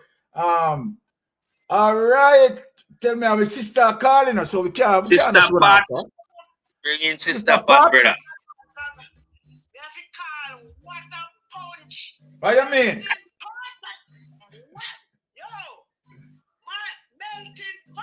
Hi. Coming up with that church and church, see you on the front of the sermon. What do you mean? Melting Pot. Melting Pot.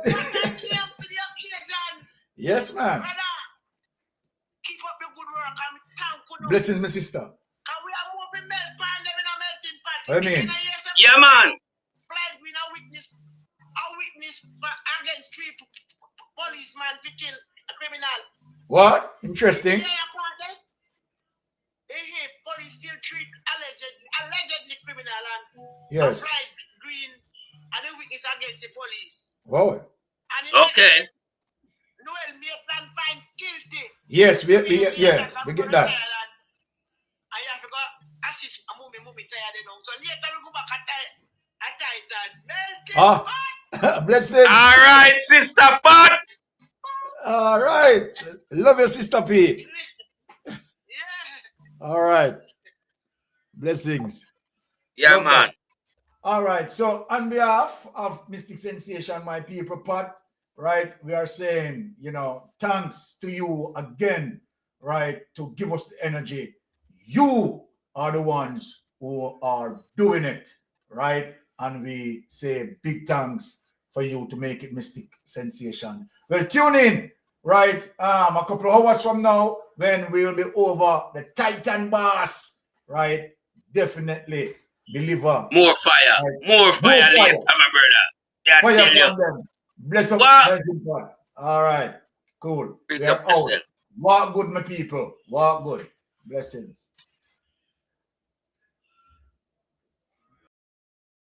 I know why you come to me with that foolishness, You elect a prime minister, and is a prime minister run the country. It is time we learn to hold our leaders accountable for their actions and stop making excuses for them. Stop making excuses.